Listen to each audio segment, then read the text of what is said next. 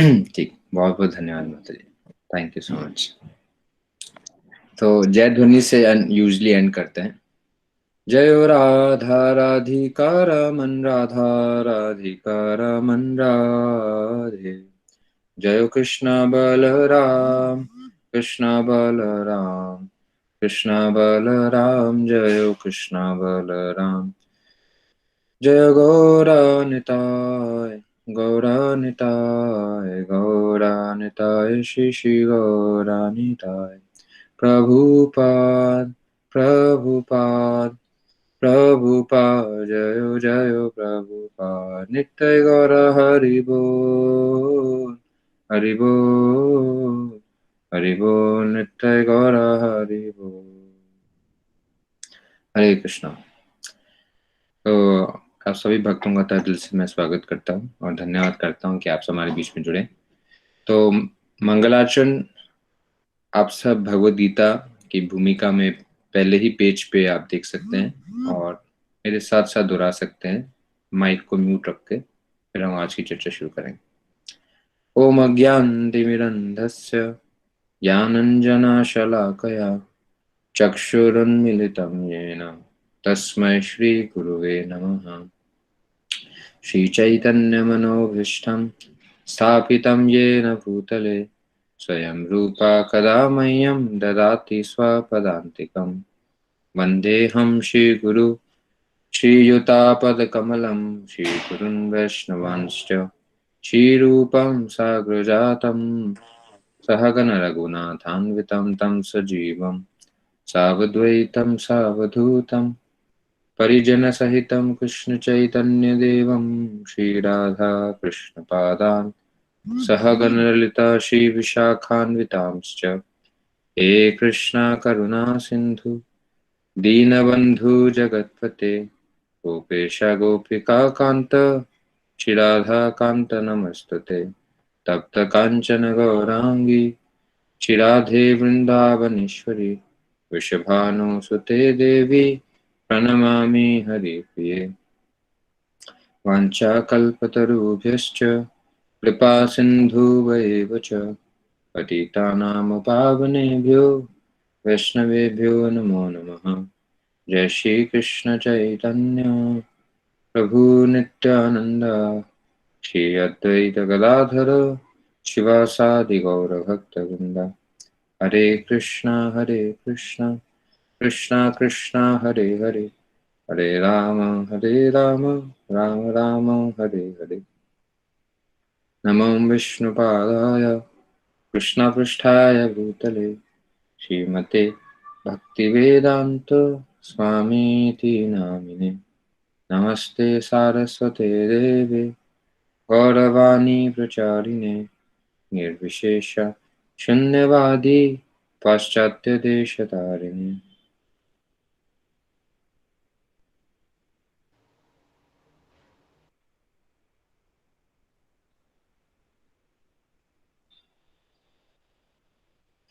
Hare Krishna.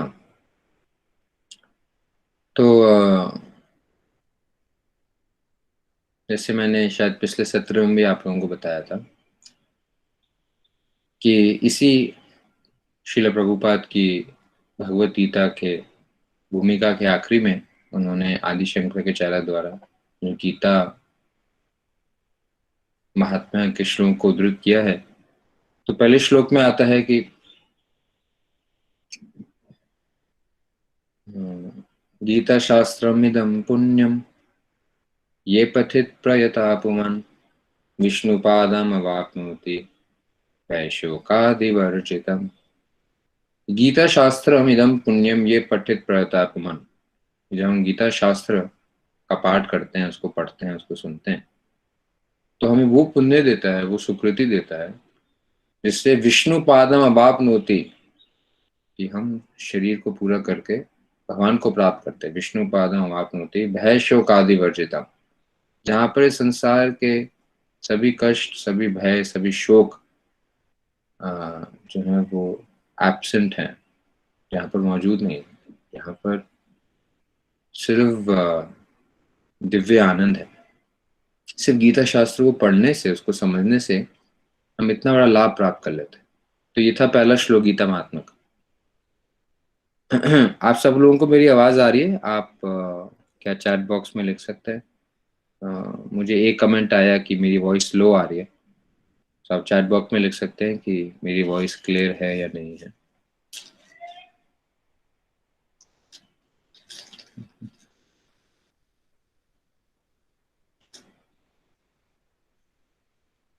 Okay, thank you, thank you.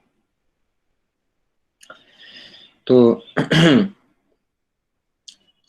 दूसरा श्लोक क्या है इस गीता महात्म्य में कि गीता सुगीत कर्तव्य, नहीं, गीता अध्ययनशीलस्य प्राणायामापरस्य च नेविशान्ति हि पापानि पूर्वजन्म कृतानि च। ये दूसरा श्लोक है गीता महात्म्य में। क्या लिखा है? गीता सुगीता कर्तव्य, नहीं, क्षमा कीजिएगा, गीता अध्ययनशीलस्य प्राणायामापरस्य च नेविशान्ति हि पापानि पूर्वजन्म कृतानि च। तो उसी श्लोक को और पुष्टिकरण करते हुए वर्णन किया गया है कि गीता अध्ययनशीलस्य, जब गीता का अध्ययन करते हैं जैसे हम इस प्रसंग में करेंगे, तो कैसा है? प्राणायाम परश्य नेवि शांति ही पापानी, वो हमारे जीवन में जाने अनजाने में हमें जितने भी पाप किए उसको शांत करता है, उसको खत्म कर देता है। और पूर्व जन्म कृतानी चा, हमें दोबारा पुनः जन्म लेने से बचा लेता है। तो देखिए संडे के दिन ये 1 घंटा भगवत गीता को सुनने में, पढ़ने में देना का कितना अनुपम लाभ है, यूनिक बेनिफिट है कि हम दोबारा पुनः जन्म प्राप्त करने से बच जाते हैं और भगवान के धाम को प्राप्त कर लेते हैं अगर हम गीता का अध्ययन करते हैं, गीता का पाठ करते हैं। तीसरा श्लोक क्या है? मल निर्मोचनम पुंसम जल स्नानम दिने दिने सकृत गीतामृतम स्नानम संसार मल नाशनम। से क्या मतलब है? मल निर्मोचनम पुंसम जल स्नानम दिने दिने। शिला आदि शंकराचार्य क्या कहते हैं कि जैसे हम हर रोज उठकर सबसे पहले क्या करते हैं, इस शरीर के मल को धोने के लिए, इस शरीर के ऊपर जो गंदगी लगी है, और आजकल तो जैसे आप जानते हैं दिल्ली में एयर पोल्यूशन है, वाटर पोल्यूशन है, फूड पोल्यूशन है, उस पोल्यूटेड एटमॉस्फेयर में हमारा जिस तरीके से शरीर दूषित हो जाता है, तो हम सुबह उठकर सबसे पहले क्या करते हैं, जल से स्नान करते हैं शरीर के मल को खत्म करने के लिए, शरीर की गंदगी को साफ करके स्वच्छ होने के लिए। उसी तरीके से श्री आदि शंकराचार्य कहते हैं हमें हर रोज गीता के अमृत रूपी जल में स्नान करके जो मन का दूषीकरण है, मन का जो मल है, उसको साफ करना चाहिए ताकि संसार के सभी मलों से हम निवृत्त होकर पूर्ण रूप से शुद्ध हो सके। मल निर्मोचनम पुंसम जल स्नानम दिने दिने सकृत गीता अमृतम स्नानम संसार मल नाशनम। कि गीता का अमृत का जो जल है उस पूरे संसार के मल को नाश कर देता है। तो हमारा हृदय भी शुद्ध करता है, हृदय के को भी निर्मल बनाता है, मल से रहित बनाता है।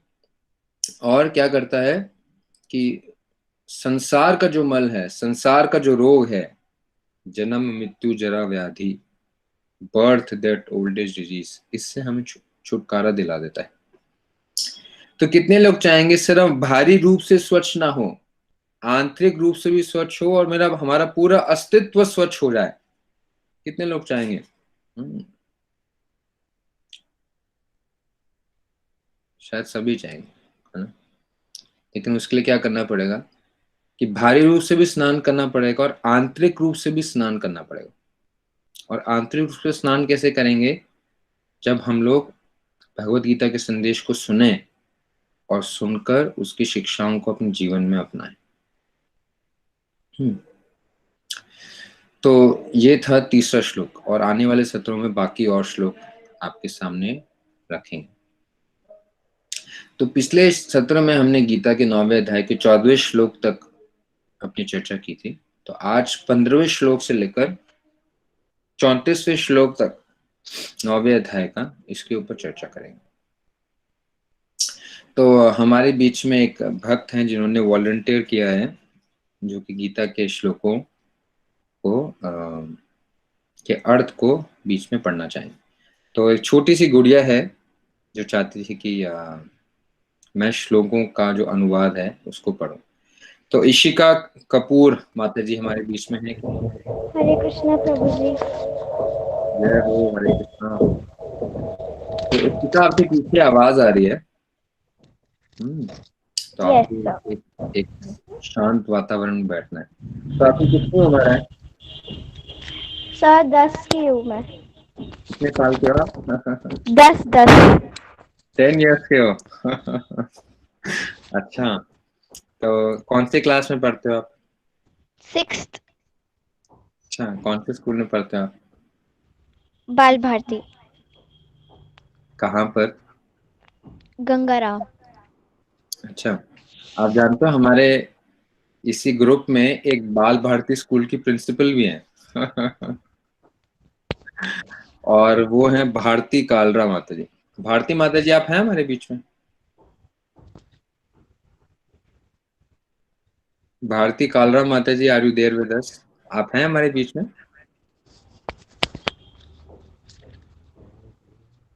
एनी हाउ, वो भी हमारे बीच में है, तो वो बाल भारती स्कूल की प्रिंसिपल भी है। So thank you, Ishika, for volunteering for this service. Thank you.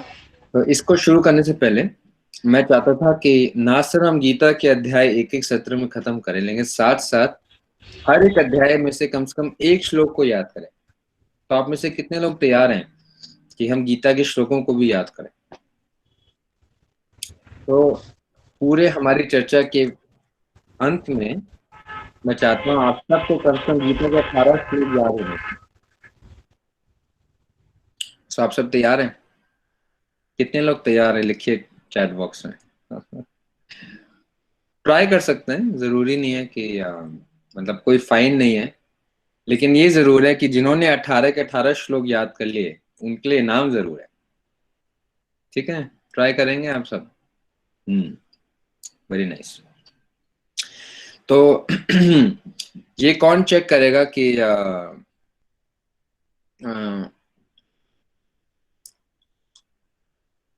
एक काम करेंगे कि आखिरी में आप सबका एक श्लोक का टेस्ट करेंगे कि आप सबको श्लोक ठीक तरीके से याद हो नहीं हो। और चिंता मत कीजिए, इसका पर्पस ये नहीं है कि मतलब ये चेक करना है कौन इंटेलिजेंट है कौन इंटेलिजेंट नहीं है, ये नहीं है। ये पर्पस है कि जो भगवान की दिव्य वाणी है, भगवान जो दिव्य ग्रंथ है, उनके श्लोकों को अपने जीवन से उच्चारण करके हम भी शुद्ध होते हैं। तो आप सब अमन प्रभु, आप सुन रहे हो? आप हो हमारे बीच में? अमन प्रभु? ओके। ठीक है, तो मैं क्या करता हूँ कि मैं जो है वो इस श्लोकों को चैट बॉक्स में लिख रहा हूँ, हर एक चैप्टर वाइज। तो आप इसको नोट कर सकते हैं और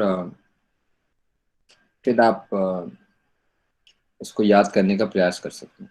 ठीक है, तो गीता का हम पहले अध्याय का पहला ही श्लोक ले लेते हैं, दूसरे अध्याय का हम 13वां श्लोक लेते हैं, तीसरे अध्याय का हम 9वां श्लोक ले लेते हैं, चौथे अध्याय का भी 9वां श्लोक ले लेते हैं, 5वें अध्याय का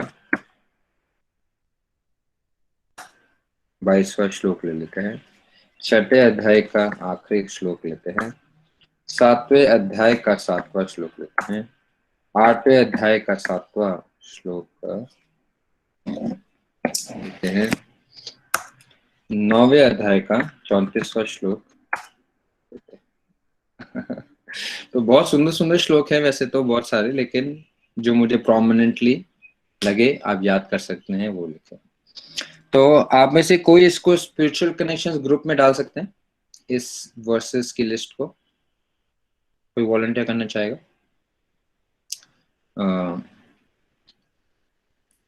शालिनी माता जी, आप इसको स्पिरिचुअल कनेक्शन ग्रुप में डाल दीजिए।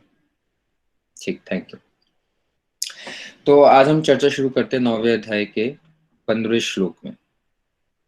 अच्छा, इनमें से किसी को कोई श्लोक याद है? आप में से किसी को श्लोक याद है? इन 9 श्लोकों में से कोई भी श्लोक किसी को याद? जी प्रभु जी, हरे कृष्णा। हाँ जी, कौन सा श्लोक याद है आपको? फर्स्ट चैप्टर का फर्स्ट श्लोक प्रभु जी। बोलिए। धर्म क्षेत्रे कुरुक्षेत्रे समवेता युयुत्सवा मामकः पांडवाश्चैव किम कुर्वत संजय। इसमें एक चीज रह गई। क्या प्रभु जी? धृतराष्ट्रवाच। करेक्ट। अच्छा, ठीक है। ठीक है। और भी श्लोक याद हैं प्रभु जी, पर वो जो आपने बताया उनमें से अलग है वो। नो प्रॉब्लम, सभी श्लोक याद है सब। ठीक है। तो रजत प्रभु, आप वॉलंटियर करना चाहेंगे?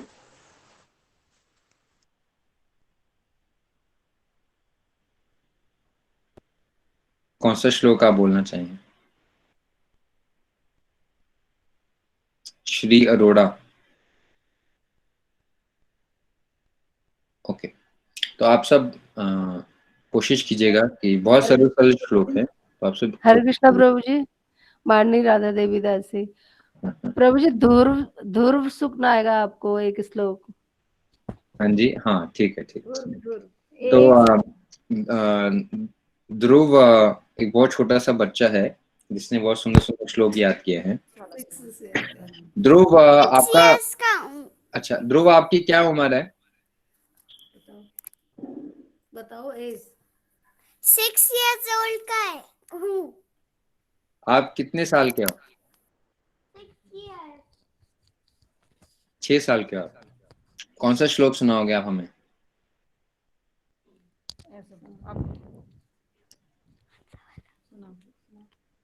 जल्दी से कौन सा श्लोक सुनाओगे आप? कौन सा? धर्म क्षेत्रे कुरुक्षेत्रे संवेतायुत्सवा माम का पांडव चैव किम पूर्व संजय। आपने भी एक चीज मिस कर दी। प्रभु जी, I want to say। अच्छा, एक सेकेंड। माम का तो आपने मिस कर दिया किम पूर्व धृतराष्ट्रवाचा। संजय। ठीक है, थैंक यू ध्रुव प्रभु। स्पर्शस्तु कौन्तेषि अच्छा, बस बाकी हम बाद में चर्चा करेंगे। आगमा पाइनो अनित्य स्थान स्थिति शस्त्र भारत। तो ये दूसरे अध्याय का 13वां श्लोक है जो ध्रुव ने कहा। थैंक यू ध्रुव प्रभु। और एक छोटी सी गुड़िया और है, वो भी ट्राई करना चाहती है, उसका नाम श्री है। श्री, आप कौन सा श्लोक हम सबके सामने उच्चारण करोगे? सुनो। पत्रम पुष्पम फलम तोयम य मे भक्ति प्रचति तत् एम भक्ति उभरतम अस्मि प्रत आत्मनः। श्री, आपकी कितनी उम्र है? 6+। Very nice. हालांकि ये श्लोक उस लिस्ट का नहीं है, ये 9 चैप्टर का 26 वर्स है, बट वेरी नाइस। ओके, तो बहुत सारे रिक्वेस्ट आ रहे हैं श्लोक को दोहराने के लिए। आई एम वेरी हैप्पी, और सब बच्चों की तरफ से आ रहे हैं। तो मुझे विश्वास है अगर बच्चे श्लोक याद कर सकते हैं तो हमारे बीच में जो बड़े हैं वो भी श्लोक याद कर सकते हैं। ठीक है, तो आप सब अभ्यास करेंगे श्लोक याद करने का। ठीक है, तो आप सबको जो है कोशिश करना है श्लोकों को याद करने की। देखेंगे आप छोटे छोटे बच्चे 6 साल के, 10 साल के जो है, अगर श्लोक याद कर सकते हैं तो हमारे जो बड़े बड़े बच्चे हैं जो कि 40, 50, 60, 70 साल के हैं वो भी श्लोक जरूर याद कर सकते हैं। तो कोशिश कीजिए कम से कम इस 9 अध्याय के 9 बहुत सरल सरल श्लोक हैं, इसका कोशिश करें। और अगर आपको कोई मदद चाहिए होगी तो आप संपर्क कर सकते हैं मुझसे भी, अन्य भक्तों से भी, और आप बड़ी आसानी से याद कर सकते हैं। और आपको भी बड़ी खुशी होगी कि कैसे आप भगवान की वाणी को दोहरावें, भगवद गीता की वाणी को दोहरावें। ठीक है ना? तो अब और भी रिक्वेस्ट हैं इशिका माता जी के द्वारा, संजय रॉय के बेटे हैं ध्रुव जी के द्वारा, बट हम और इसमें ना जाते, हमें डिस्कशन भी खत्म करनी है, तो आज हम अपनी चर्चा को आगे बढ़ाएंगे। लेकिन आप सबसे प्रार्थना है कि अगर अगले हफ्ते तक कोई एक भक्त जो 9 अध्याय के सारे श्लोक का उच्चारण करेगा, तो उसको राधा राधिका रमन जी की तरफ से, जिनकी तस्वीर पीछे आप लगी है मेरे देख रहे हैं, उनकी तरफ से एक बहुत सुंदर सा तोहफा भेंट जरूर मिलेगा। ठीक है।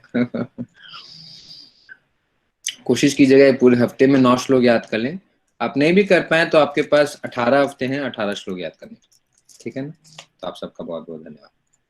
तो हम आज की चर्चा शुरू करते हैं। हमने 9वें अध्याय के 14वें श्लोक तक चर्चा किया था, तो मैं एक रिकैप कर लेता हूं कि 8वें अध्याय का जो शीर्षक है वो है अटेनिंग द सुप्रीम, भगवान की प्राप्ति। तो उसमें भगवान बता रहे थे कि कैसे किसी व्यक्ति को अगला शरीर मिलता है। यम यम वापि स्मरण भावम त्यजेत्यंत कलेवरम तम तम वेति कौन्तेय सरत तद्भाव भाविता, कि जैसे जैसे वो शरीर छोड़ के जिस जिस चीज का स्मरण करता है वैसे वैसे उसको एक नया ध्येय प्राप्त होता है। और भगवान कहते हैं अंत काले च माम एव स्मरण मुक्त्वा कलेवरम यो प्रयति समद भावम यति नष्टि यत्र संशया, कि अंत काल में अगर कोई मेरा स्मरण करके शरीर छोड़ता है तो निश्चित रूप से मुझे वो प्राप्त कर लेगा। इसलिए भगवान कहते हैं तस्मात् सर्वेषु कालेषु माम अनुस्मरण युद्धचा मयि अर्पितो मनोबुद्धि मयि वशस्य संशया।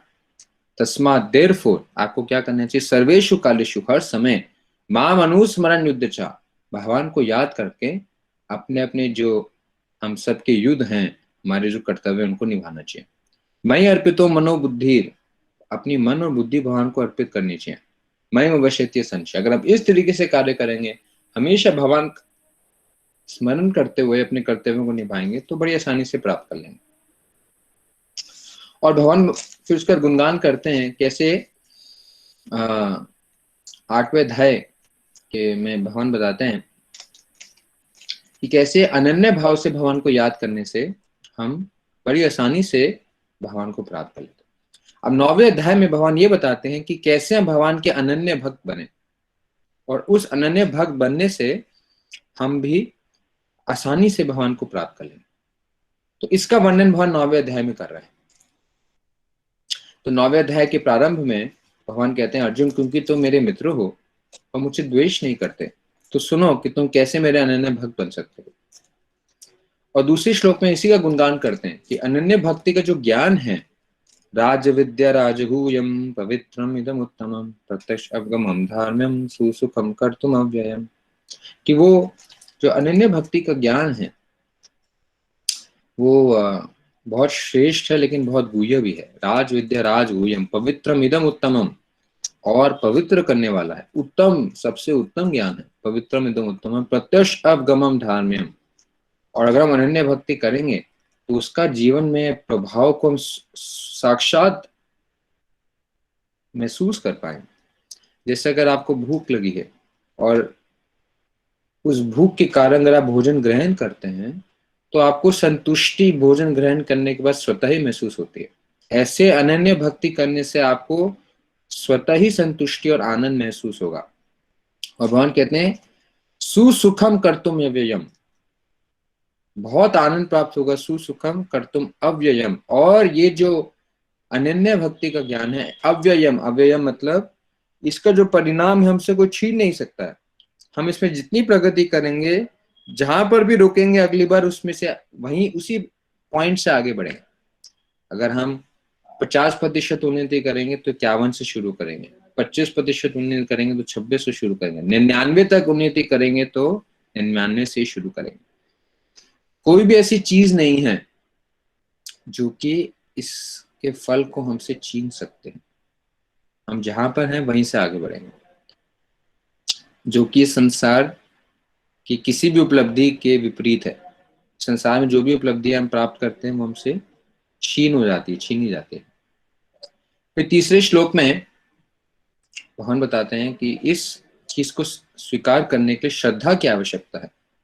श्रद्धा से मेरे आदेश को सुने, और जो श्रद्धा नहीं रखता है वो मुझे प्राप्त नहीं कर पाता। फिर चौथे श्लोक में भगवान अपने दिव्य स्थिति के बारे में बताते हैं कि कैसे भगवान हर जगह व्याप्त भी हैं और उनका एक निजी अस्तित्व भी है। और फिर उसके बाद भगवान उदाहरण देते हैं जिसमें कि आसमान में हवा व्याप्त रहती है, ऐसे भगवान के अंदर पूरा संसार का हर चीज व्याप्त रहती है। भगवान हर जगह मौजूद हैं, लेकिन उनका एक अलग एग्जिस्टेंस भी है। भगवान इसको बताते हैं और फिर बताते हैं सृष्टि भगवान की सिर्फ इच्छा अनुसार पूरी सृष्टि जो है वो रची जाती है, और भगवान की सिर्फ इच्छा अनुसार उसका पालन होता है, और इच्छा ही अनुसार भगवान पूरी सृष्टि का संहार कर लेते हैं और पूरी सृष्टि उनके अंदर समा जाती है। तो दिखाता है कि भगवान की दिव्य शक्ति और भगवान का योग ऐश्वर्य, जो कि सिर्फ सोचने में भी अकल्पनीय लगता है, लेकिन सिर्फ इच्छा मात्र से पूरा हो जाता है। और भगवान कहते हैं कि ये पूरे संसार की सारी शक्तियां, सारी प्रकृति भगवान के नियंत्रण में काम करती है। इसलिए भगवान कहते हैं जो मूर्ख व्यक्ति हैं, गीता के 11वें श्लोक में भगवान कहते हैं मूर्ख व्यक्ति ही भगवान की इस भगवत्ता को नहीं जान पाते। आवाजानंती मम मूढ़ा मनुष्यम तनुम आश्रिता परम भावम अजानंतो मम भूता महेश्वरम। भगवान कहते हैं कि एक मूढ़ व्यक्ति है, एक मूर्ख व्यक्ति है, वो ही भगवान के इस दिव्य स्थिति को नहीं जानता। He does not know that Krishna is the supreme personality of Godhead. Krishna कोई साधारण मनुष्य नहीं थे, ना कोई योद्धा थे, ना कोई राजा थे। कृष्ण जो है वो the all powerful, all omnipresent, omniscient, the supreme Lord, the Almighty, he is Krishna. तो आप देखेंगे बाइबल में जीसस क्राइस्ट कहता है आई am the son of God.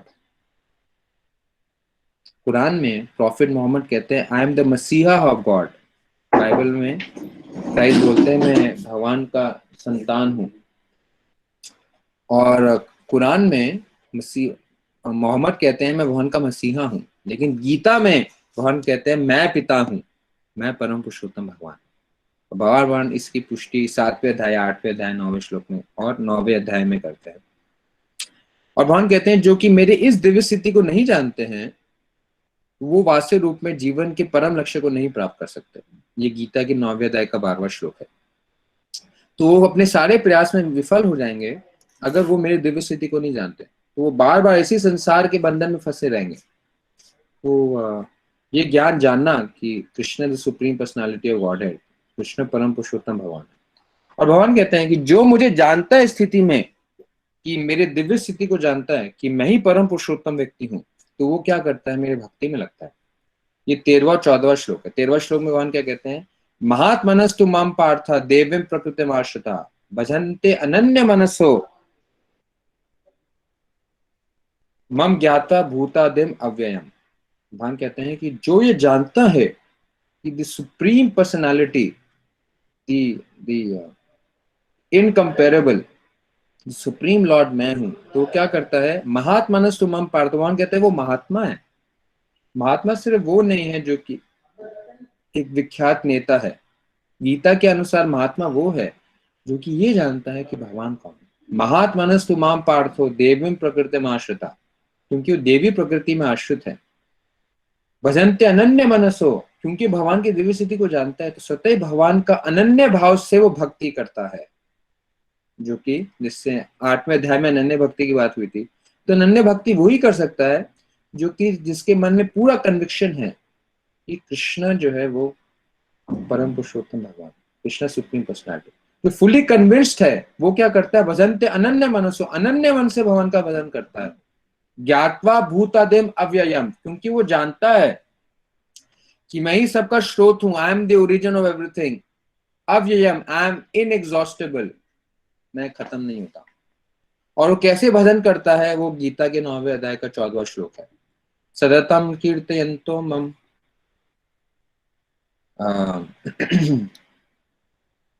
सततम कीर्तयन्तो मम यतन्तश्च दृढ़वता नमसन्तश्च मां भक्त्या नित्या युक्त उपासते। क्या कहता है, सततम कीर्तयन्तु माम, हमेशा भगवान का कीर्तन करते रहता है, भगवान की भक्ति में पूर्ण रूप से तन्मयता से भगवान की भक्ति करता है, भगवान का हमेशा गुणगान करते रहता है। सततम कीर्तयन्तु माम, हमेशा कीर्तन करता है। यतन तस्य दृढ़वता, बहुत यतन से भगवान की भक्ति करता है, यतन पूर्वक अपने भक्ति के नियमों का पालन करता है,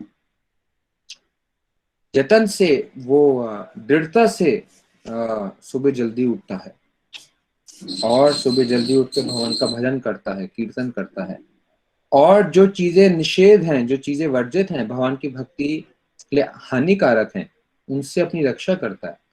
और इसमें डिटर्मिनेशन रिक्वायर्ड है, तो डिटर्मिन से भगवान की भक्ति करता है। तरतम कीर्तयन्तो मम यतन तस्य दृढ़वता, दृढ़ व्रत होता है। नमस्यन्तस्य मां भक्त्या, और बहुत भक्ति से मेरा नमन करता है। नित्य युक्त उपासते, और नित्य रूप से मेरी उपासना करता है। तो ये वो है जो कि भगवान की स्थिति को जानता है। और 12वें श्लोक में भगवान कहते हैं जो मेरी स्थिति को नहीं जानता है वो हर अपने प्रयास में संपूर्ण लाभ प्राप्त नहीं कर पाता। अब 15वें श्लोक में भगवान बताते हैं उन लोगों के बारे में जो भगवान की उपासना करते हैं लेकिन इनडायरेक्टली करते हैं, भगवान की दिव्य स्थिति को ना समझकर अपरोक्ष रूप से, इनडायरेक्ट रूप से भगवान की पूजा करते हैं। तो वो कौन है, भगवान बताते हैं 3 किस्म के लोग हैं। 3 इनडायरेक्ट वर्शिपर्स, भगवान की ही पूजा कर रहे हैं लेकिन ये जानकर नहीं कि Krishna is the supreme personality, किसी और अंडरस्टैंडिंग से वो पूजा करते हैं। क्या अंडरस्टैंडिंग है वो 3 है, भगवान बताते हैं, जो कि इस श्लोक में हम समझेंगे। तो इशिका जी आप 9वें अध्याय का 15 श्लोक पढ़ें। जी। अन्य लोग जो ज्ञान के अनुशीलन द्वारा यज्ञ में लगे रहते हैं वह भगवान की पूजा उनके अदय रूप में, विविध रूपों में तथा विश्व रूप में करते हैं। Very nice. यह नहीं बस थैंक यू। तो भगवान कहते हैं जो कि सही ज्ञान में स्थित नहीं है वो भगवान के अद्वितीय रूप में और असंख्य रूप में, विराट रूप में पूजा करते हैं। तो पहला क्या है, he worships the Lord one without a second, भगवान की अद्वितीय रूप में पूजा करते हैं। अद्वितीय रूप का मतलब क्या है, वो ये समझते हैं कि हर चीज एक है, तो इसको बोलते हैं अद्वैतवाद। अद्वैत मतलब नॉन डुअल, दो नहीं है, सब एक है। तो शायद आप लोगों ने सुना होगा कि कुछ ऐसी फिलॉसफी में लोग बोलते हैं कि हर चीज एब्सोल्यूट है, अहम ब्रह्मास्मि, हर चीज ब्रह्मन है और जीव भी भगवान है, और अभी माया के वशीभूत होकर वो अपनी पहचान भगवान से भूल गया, लेकिन अल्टीमेटली एवरीवन इज गॉड। क्या आपने फिलॉसफी सुना है, everyone is God, everything is God? किसी ने सुना आप लोगों में से? All are same, everyone is God, और after death everyone will merge into God and become God. तो ये पहली चीज है।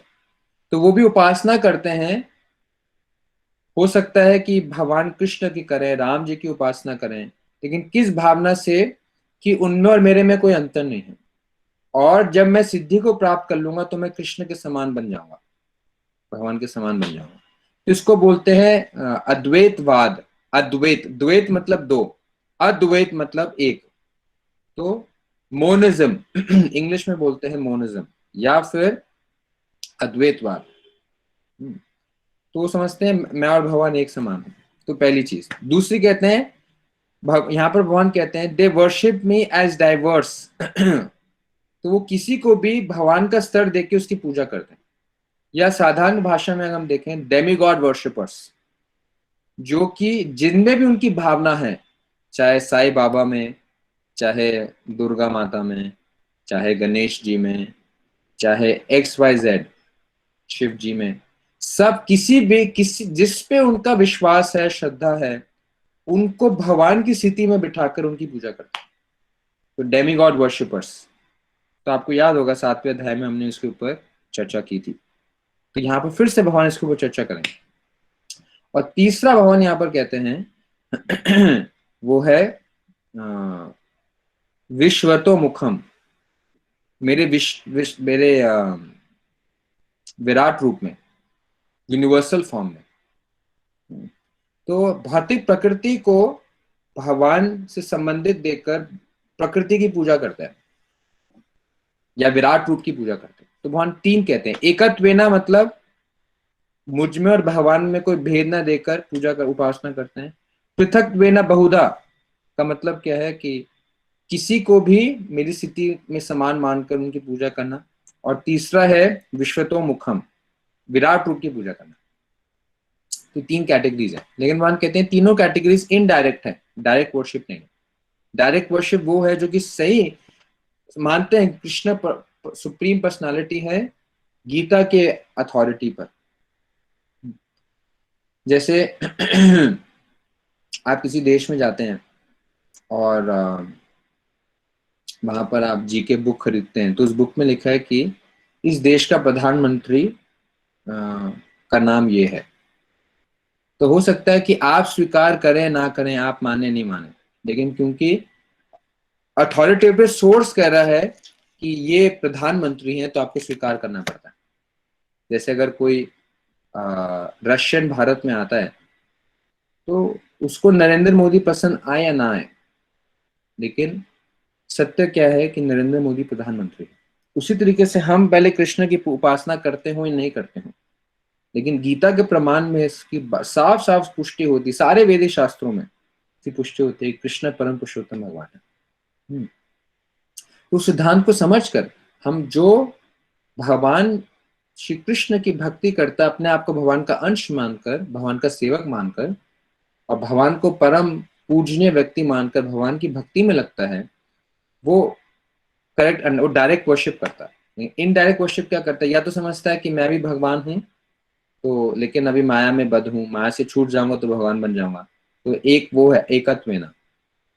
दूसरा कि वो किसी को भी भगवान की स्थिति में लाकर भगवान की उसकी पूजा करता है, भगवान को किसी से भी कंपेयर करके उनकी उपासना करता है, डेमीगॉड वर्शिपर। दूसरा। और तीसरा, इस प्रकृति की पूजा करता है या भगवान के विराट रूप मटेरियल फॉर्म की पूजा करता है। तो भगवान कह रहे हैं पूजा तो कर रहा है लेकिन इनडायरेक्ट तरीके से, डायरेक्ट तरीके से नहीं। तो विराट रूप में कैसे भगवान की पूजा होती है, ये भगवान 16वें अध्याय से लेकर इस चैप्टर की 16th वर्स से लेकर 19th वर्स तक कैसे लोग प्रकृति की पूजा करते हैं, प्रकृति में मुझे ढूंढते हैं, विराट रूप की पूजा करते हैं, भगवान इसको एक्सप्लेन करते हैं। तो इशिका माता जी आप 16, 17, 18 और 19th वर्स एक एक करके पढ़े। जी।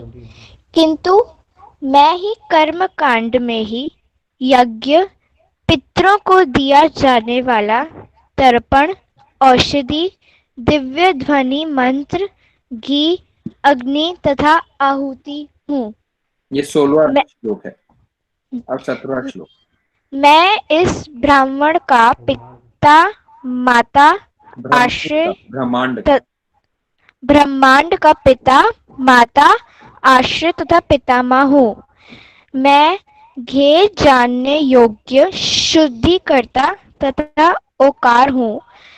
मैं ऋग्वेद, सामवेद तथा यजुर्वेद भी हूँ। मैं ही लक्ष्य पालन करता, स्वामी, साक्षी, धाम, शरण स्थली तथा अत्यंत प्रिय मित्र हूँ। मैं सृष्टि तथा प्रलय, सबका आधार, आश्रय तथा अविनाशी बीज भी हूँ। हे अर्जुन, मैं ही ताप प्रदान करता हूँ और वर्षा को रोकता तथा लाता हूँ। मैं अमरत्व हूँ और साक्षात मृत्यु भी हूँ। आत्मा तथा पदार्थ, सत तथा असत दोनों मुझी में है। Thank you.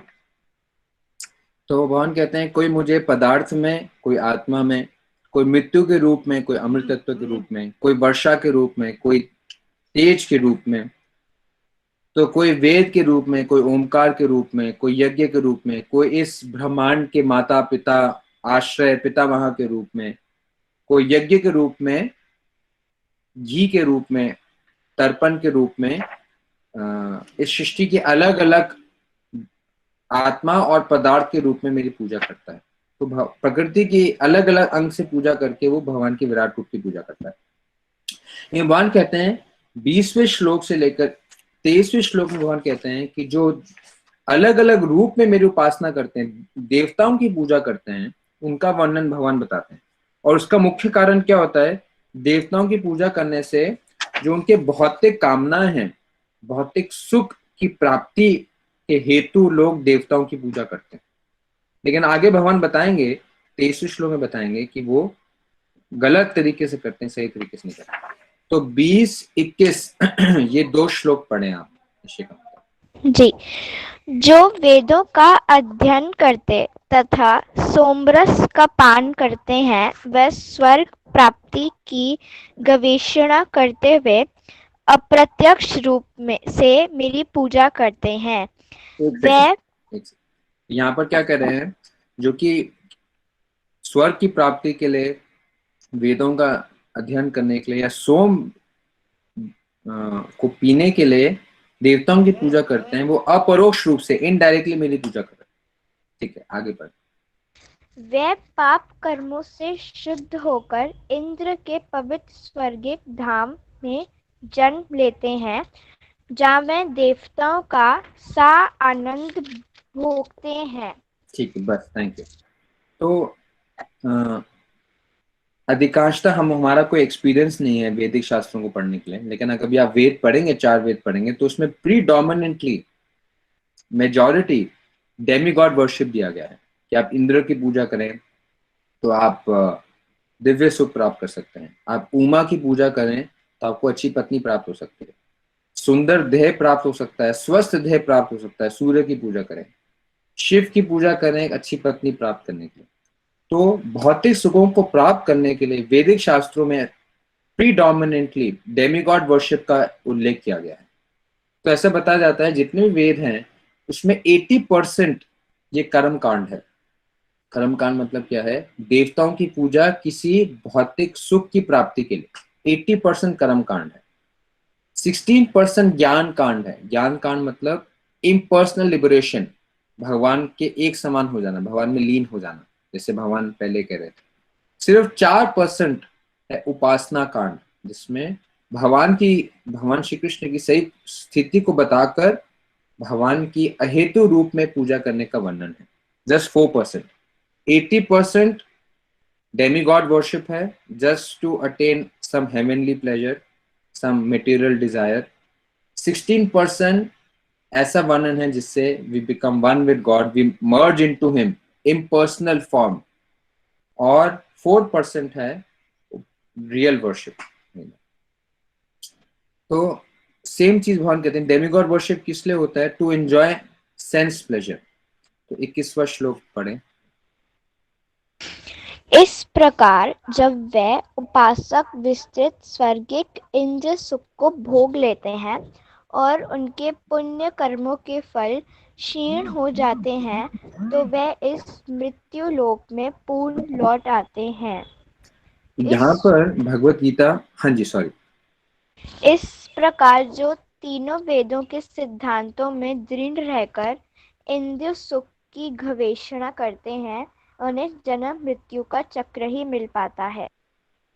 Thank you. तो यहाँ पर गीता हमें बताती है कि हम हेवन प्लैनेट में जा सकते हैं, कि हेवन भी है और हेल भी है, अलग अलग प्लैनेट्स हैं, और अलग अलग प्लैनेट्स में स्टैंडर्ड ऑफ लिविंग अलग अलग। यहाँ बैठ के हम नहीं देख सकते हैं, गीता के प्रमाण के अनुसार समझ सकते हैं कि अलग प्लैनेट्स में कैसे होता है। जैसे आप साइंटिफिक वर्ल्ड में देखेंगे, नॉर्मल वर्ल्ड में देखेंगे, मून पे एक्सकवेशन हुआ है, अभी वो मार्स जा रहे हैं, लेकिन वो देखते हैं कि वहां पर कोई लिविंग एंटिटी नहीं है। लेकिन उनका ढूंढने का तरीका क्या है कि अगर लिविंग एंटिटी होगी तो वैसी होगी जैसे हम हैं। अगर अर्थ में लिविंग एंटिटीज को एयर में 22% ऑक्सीजन चाहिए, वाटर चाहिए, ये जो नीड्स अर्थ में चाहिए वैसे ही नीड्स हर प्लैनेट में चाहिए होंगी। इस अंडरस्टैंडिंग के अनुसार वो लिविंग एंटिटीज ढूंढते हैं। लेकिन जरूरी नहीं है कि जैसी लिविंग एंटिटीज यहाँ पर हैं वैसी उनकी बॉडीज अलग प्लैनेट्स में भी हैं। तो जैसे मैंने कहा ना शास्त्र कहते हैं आत्मवन मानिते जगत, जैसा मेरे साथ होता है वैसे ही मैं दुनिया को देखता हूँ। यथा दृष्टि तथा सृष्टि, जैसे मेरी दृष्टि है वैसी सृष्टि बन जाती है। तो जैसे हमें लगता है कि जीव यहाँ पर जी सकते हैं, वही हमारा एक्सपीरियंस है, तो वही एक्सपीरियंस हम सोचते हैं दूसरे प्लैनेट्स में भी होगा। वैसे ही वाटर बॉडी होना चाहिए, वैसे ही ऑक्सीजन लेवल होना चाहिए, वैसे ही सब एटमॉस्फेयर होना चाहिए। ये जरूरी नहीं है कि लिविंग एंटिटीज वैसे ही हो जैसे यहाँ पर है। जैसे यहाँ पर जो बॉडी है वो प्रीडोमिनेटली अर्थ से बनी है, लेकिन दूसरे प्लैनेट्स में प्रीडोमिनेटली बॉडी माइंड से बन सकती है, एयर से बन सकती है। तो सोचिए अगर कोई बॉडी एयर की बनी है तो हम कैसे उसको डिटेक्ट कर सकते हैं? अगर हम, हमारा क्राइटेरिया देखने का क्या है, ये अर्थली बॉडी, अर्थली फॉर्म। इसलिए हम, हमारा क्राइटेरिया ही गलत है लिविंग एंटिटीज को ढूंढने के लिए। लेकिन भगवान कहते हैं लिविंग एंटिटी एग्जिस्ट करती है और हम भी प्लैनेट्स में जा सकते हैं अगर हम वैदिक इंस्ट्रक्शंस को फॉलो करें। लेकिन आप कुछ भी फॉलो करें, the cycle of birth and death will remain. आप कहीं भी जाएंगे, आपका जन्म जरूर होगा, आपको मृत्यु जरूर प्राप्त होगी। अब इस श्लोक में, अगले श्लोक में 22वें श्लोक में भगवान कहते हैं कि जो देवताओं की पूजा नहीं करते लेकिन मेरी पूजा करते हैं, तो वो किसी स्थिति में भी क्यों ना हो, चाहे वो इस लोक में हो या परलोक में हो, उनकी हर जरूरत मैं पूरी करता हूँ। ये उसके अगेंस्ट है। जो डेमिगॉड वर्शिप करता है वो देवताओं की पूजा करता है और उससे देवताओं से कुछ लाभ मिलता है, लेकिन जो मेरा भजन करता है उसका ध्यान मैं स्वयं रखता हूँ। जैसे मैं आपको उदाहरण देता हूँ, हम नेचर से भी बहुत कुछ सीख सकते हैं। जैसे एक बंदर से और बिल्ली से भी सीख सकते हैं। एक जो बंदर का बच्चा होता है, अगर आपने कभी ध्यान से देखा है, जो बंदर का बच्चा होता है वो अपनी माँ को खुद पकड़ के बैठता है। जैसे माँ एक जगह से दूसरी जगह छलांग लगाती है, तो जो बच्चा होता है वो अपने हाथों की शक्ति से माँ को पकड़ता है। कभी कभी क्या होता है, क्योंकि वो, उसकी शक्ति अभी उतनी दृढ़ नहीं होती, तो कभी कभी वो गिर जाता है। क्यों? क्योंकि वो अपनी शक्ति से माँ को पकड़ रहा है। लेकिन दूसरा तरीका क्या है कि एक बिल्ली है, बिल्ली अपने बच्चे को खुद पकड़ती है मुंह से, और जब वो छलांग लगाती तो कभी बच्चा गिरता नहीं, क्योंकि माँ ने पकड़ा, क्योंकि माँ की शक्ति ज्यादा है। तो आप बताइए कि कौन सा ज्यादा अच्छा है, कि बच्चा अपनी माँ को पकड़े अपने कमजोर हाथों से, या फिर माँ बच्चे को पकड़े अपने मजबूत हाथों से? तो बिल्ली का उदाहरण ज्यादा अच्छा है या बंदर का उदाहरण ज्यादा अच्छा है? देखिए चैट बॉक्स, कौन सा उदाहरण ज्यादा अच्छा है, एक कैट का या मंकी का?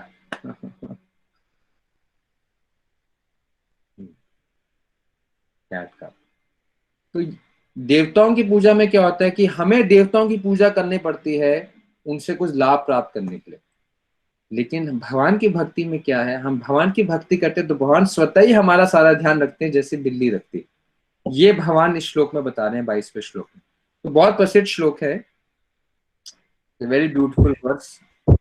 और अगर आप देखेंगे हमारे बीच में एक डिवोटी है जो LIC से है, life insurance corporation of India. Harsh Prabhu आप हो? हरे कृष्ण प्रभु जी। तो ये LIC में काम करते हैं और इंश्योरेंस दिलाते हैं लोगों को। तब LIC का अगर आप लोगो देखेंगे तो उसमें यही वर्ष की आखिरी लाइन लिखी है, योग क्षेम वहामे हम। आप LIC देखेंगे ऐसे दो हाथ जुड़े हुए और एक सर्कल बना हुआ, और उसके नीचे ये इस वर्स 22nd वर्स का जो लास्ट लाइन है, योग क्षेम वहामे हम, वो लिखा है। उसका मतलब क्या है? हम अभी पढ़ते हैं। तो इशिका जी इन्हीं की बेटी हैं, हर्ष जी की बेटी है। तो इशिका पढ़ो 22nd वर्स। किंतु जो लोग अन्य भाव से मेरे दिव्य स्वरूप का ध्यान करते हुए निरंतर मेरी पूजा करते हैं, उनकी जो आवश्यकताएं होती हैं उन्हें मैं पूरा करता हूँ, और जो कुछ उनके पास है उसकी रक्षा करता हूँ। यहाँ फिर से भगवान बता रहे हैं कि अनन्य भक्ति जो करते हैं उनका भगवान कैसे ध्यान रखते हैं। भगवान क्या कहते हैं कि अनन्य से चिंतयन्तो मम ये जन परिउपासते तेषां नित्ययुक्ता नाम योग क्षेम वहाम्यहम्। भगवान कह रहे हैं जो मेरा अनन्य रूप से मेरा भजन करते हैं, तो जो उनके पास नहीं है, जो उनको कमी लगती है वो मैं देता हूँ, और जो उनके पास है उसकी मैं रक्षा करता हूँ। तो ये परफेक्ट इंश्योरेंस हुआ, नहीं कि जो नहीं है वो हमें मिल जाए और जो हमारे पास है उसकी रक्षा हो जाए।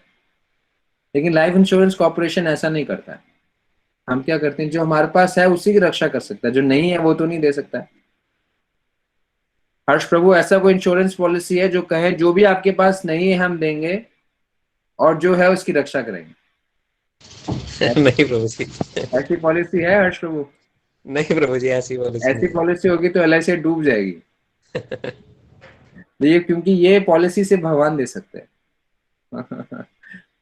प्रीमियम क्या है? प्रीमियम ये है भगवान की अनन्य भक्ति, भगवान का अनन्य आश्रय। भगवान का अनन्य रूप से आश्रय ले लें। अनन्य से चिंतयन्तो मम, हमेशा अनन्य रूप से भगवान का चिंतन करें। ये जना पर उपासते, और हम उनकी हमेशा उपासना करें।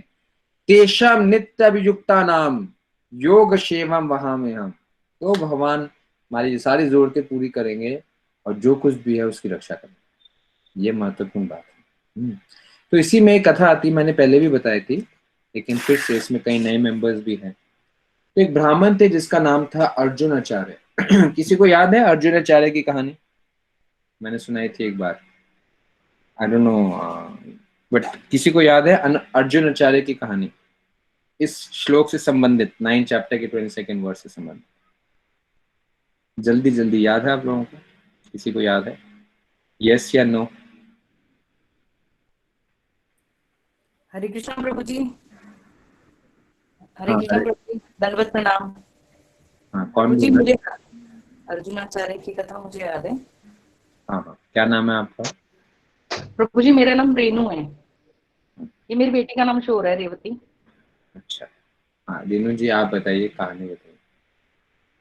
प्रभु जी, अर्जुनाचार्य जो थे वो बहुत दरिद्र, मतलब उनका एक नियम था जीवन का कि मैं उस समय वो होता था मधुकरी, यानी भिक्षाटन। वो उनका नियम था कि मैं कुछ एक घरों में भिक्षाटन करूंगा और उसके बाद जो प्राप्त होगा मैं वही ग्रहण करूंगा, उसके अतिरिक्त कुछ ग्रहण नहीं करूंगा। तो वो उसके बाद वो पढ़ते थे गीता। तो ऐसा हुआ एक दिन उनके घर में कुछ भी नहीं था, तो उनकी पत्नी ने उन्हें बोला कि घर में तो कुछ भी नहीं है खाने के लिए। तो लेकिन उनका नियम था कि मधुकरी मैं 2-3 घरों में ही करूंगा, उसके बाद नहीं करूंगा। तो वो चले गए नहाने के लिए नदी पर। उनकी पत्नी ने उनको कहा था कि कुछ भी नहीं है घर में। थोड़ी देर में 2 बालक आए, एक श्याम वर्ण के थे और एक बिल्कुल गोरे सुनहरे कलर के थे। अब उनकी पीठ पर बहुत सारा भोजन सामग्री लदी हुई थी। वो भोजन सामग्री लेकर आए और उन्होंने कहा गुरुजी ने भेजी है, हम उनके शिष्य हैं। तो उनकी पत्नी ने, गुरु पत्नी ने, वो रसोई में रखवा लिया सारा सामान और उन्हें कहा कि तुम खाकर जाओ कुछ। मगर बालक थोड़ी जल्दी में थे और वो चले गए। जाते समय उन्होंने देखा उनकी पीठ पर निशान थे, खरोंचे थी। तो बीच में मैं भूल गई बताना कि अर्जुनाचार्य ने भागवत गीता में लाइन डाली थी इसी श्लोक की कि जो मेरे पास है वो, जो मेरे भक्त के पास है उसकी मैं रक्षा करता हूँ और जो वो चाहता है वो मैं उसे देता हूँ। तो उन्होंने कहा कि ये तो फेल हो गई बात, मेरे पास तो नहीं है और मैं भूखा मर रहा हूँ, तो भगवान ने तो गलत बात कर दी। तो जब वापस आए तो दूर से एक भोजन की सुगंध आ रही थी घर में। बड़े हैरान हुए। आकर उन्होंने अपनी पत्नी को देखा, खाना बना रही थी, खाना बन चुका था। उन्होंने कहा खाना कहाँ से आया? तो उन्होंने बताया कि 2 बालक आए थे, श्याम वर्ण का और एक गोरा। तो अर्जुनाचार्य उसी समय रोने लगे बैठकर कि ये मेरी पत्नी जो कि भक्त नहीं है, भगवान ने इन्हें दर्शन दे दिए और मेरे भोजन का सारा भार अपनी पीठ पर लाद कर ले आए, इतने नन्हे नन्हे बालक। और अपनी बात को सिद्ध करने के लिए भगवान अपने भक्त का भार स्वयं खुद उठाते हैं। इसी बात को सिद्ध किया है इस कहानी में। आपको याद है, बहुत बहुत धन्यवाद। तो कहाँ रहते हैं आप रेनू जी? प्रभु जी, मैं नीमड़ी कॉलोनी अशोक विहार में रहती हूँ। थैंक यू सो मच, आपने ध्यान से सुना। तो थोड़ा सा इसमें मैं ऐड कर लेता हूँ। आपका बहुत बहुत धन्यवाद। तो अर्जुनाचार्य एक भगवान के बहुत अनन्य भक्त होते हैं। उनकी पत्नी भी भक्त होती है। जब वो श्लोक पढ़ते हैं तो यहाँ पर लिखा है वहामी अहम। वहामी मतलब भगवान कहते हैं मैं खुद करता हूँ। तो वो काट देते हैं और वो सोचते हैं कि करोमी अहम होना चाहिए। करोमी मतलब कि भगवान करवा देते हैं। ऐसा कैसे हो सकता है कि भगवान इतने महान है तो वो अपने भक्तों के दास कैसे बन सकते हैं कि खुद करेंगे? भगवान सेवक नहीं कर सकते। भगवान अगर अपनी सृष्टि की रचना अपनी इच्छा से कर देते हैं, अपनी शक्तियों से कर देते हैं, तो अपनी भक्तों की कोई भी जरूरत अपनी इच्छा से पूरी कर सकते हैं। तो उनको खुद करने की जरूरत नहीं है। वो खुद गुलाम थोड़ा बनेंगे, वो तो परम पुरुषोत्तम व्यक्ति हैं। तो करोमी हम लिख देते हैं, 9वें श्लोक के इस 22वें श्लोक को काट देते हैं और लिख देते हैं करोमी हम, बहामी हम नहीं। भगवान करते नहीं है, भगवान करवा देते हैं। जैसे भगवान सृष्टि को पैदा कर देते हैं, पूरी सृष्टि को नष्ट कर देते हैं, इतनी बड़ी सृष्टि के असंख्य जीवों का पालन करते हैं, सब शक्तियों से करते हैं, सिर्फ इच्छा करते हैं वो हो जाती है। तो ऐसी भक्तों की भी जरूरत पूरी कर लेते हैं। भगवान कहते हैं मैं खुद करता हूँ, मैं करवाता नहीं, मैं अपने भक्तों की सेवा खुद करता हूँ। बड़े हैरान हो जाते हैं। और फिर वो जब जाते हैं भिक्षाटन करने के लिए तो कई दिन उनको कुछ प्राप्त नहीं होता, तो फिर लेकिन एक दिन ऐसा होता है कि घर में कुछ भी नहीं होता है, और जैसे माता जी ने बताया कि 2 बालक उनके घर में सभी सामान ले आते हैं और अपनी पत्नी को बताते हैं कि हमारे गुरुजी ने भेजा है, और वो दिखाते हैं अपने शरीर में निशान। तो पत्नी बोलती है ये खून का निशान कैसे है? तो बताते हैं कि हमारे गुरुजी ने आज हमें प्रताड़ित किया और उनके प्रताड़ने के कारण इस पीठ में 2 निशान हुए। उनको बड़ा दुख होता है और वो सोचती है कि जब वो आएंगे तो मैं उनसे बात करूँगी। तब तक वो भोजन बनाती है, बच्चे जो है वो उसे ग्रहण कर लेते हैं। और फिर जब अर्जुनाचार्य आते हैं, देखते हैं इतना सारा सामग्री है, पूरा घर भरा है, तो हैरान हो जाते हैं। तो जब सुनते हैं पत्नी से तुरंत समझ जाते हैं कि इतना सारा सामग्री और सामान ऐसे तो इतने सालों में किसी ने दिया नहीं और कोई देगा भी नहीं, तो जरूर मुझे जरूरत थी, इसलिए भगवान ने उसको पूरा किया। और जब उन्होंने ये सुना कि उनके शिष्य 2 रूप में आए थे, एक काले और गोरे, तो उनको लगा मेरा तो कोई शिष्य ही नहीं है। तो निश्चित रूप से जो है भगवान ने इसकी पुष्टि की, तो भागे उस किताब को ढूंढने के लिए जहाँ उन्होंने श्लोक को काटा था। और इससे भी खासकर क्योंकि उस पत्नी ने उनको बताया था कि जो काले रंग का बच्चा था उसके पीठ पे निशान थे, जैसे लकीर खींची हो, तो खून की लकीर थी। अर्जुनाचार्य को बहुत पीड़ा हुई, भागे वो। तो गीता को उन्होंने यही श्लोक खोला, 22वां श्लोक खोला, देखने के लिए कहाँ उन्होंने काटा था। लेकिन जब खोला तो देखा कि जो कटाई लिखी थी वो अब खत्म हो गई थी, वो गायब हो गई थी, श्लोक वैसे का वैसे ही था। और फिर से उन्होंने क्या पढ़ा, बहामी अहम, कि मैं अपने भक्तों की सेवा खुद करता हूँ। तो सोचिए अगर भगवान अपने भक्तों की सेवा करने के लिए आतुर रहते हैं तो क्या हमें भगवान के भक्तों की सेवा नहीं करनी चाहिए?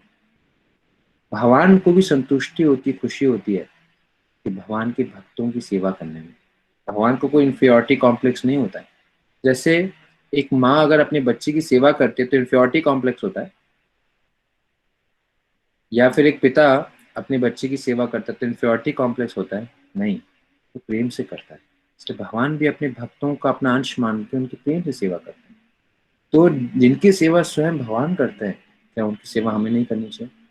इसलिए भक्तों की सेवा करना, और जो भगवान के प्रिय हैं, तुलसी उनकी सेवा करना, गंगा उनकी सेवा करना, वैष्णव की सेवा करना भगवान को अत्यंत प्रिय है। ये भगवान ये उनकी सेवा स्वयं करते हैं, तो कितना सौभाग्य है भक्तों की सेवा करना। तो इसमें देखते हैं कि भगवान स्वयं अपनी भक्तों की सभी जरूरतों की रक्षा करते हैं।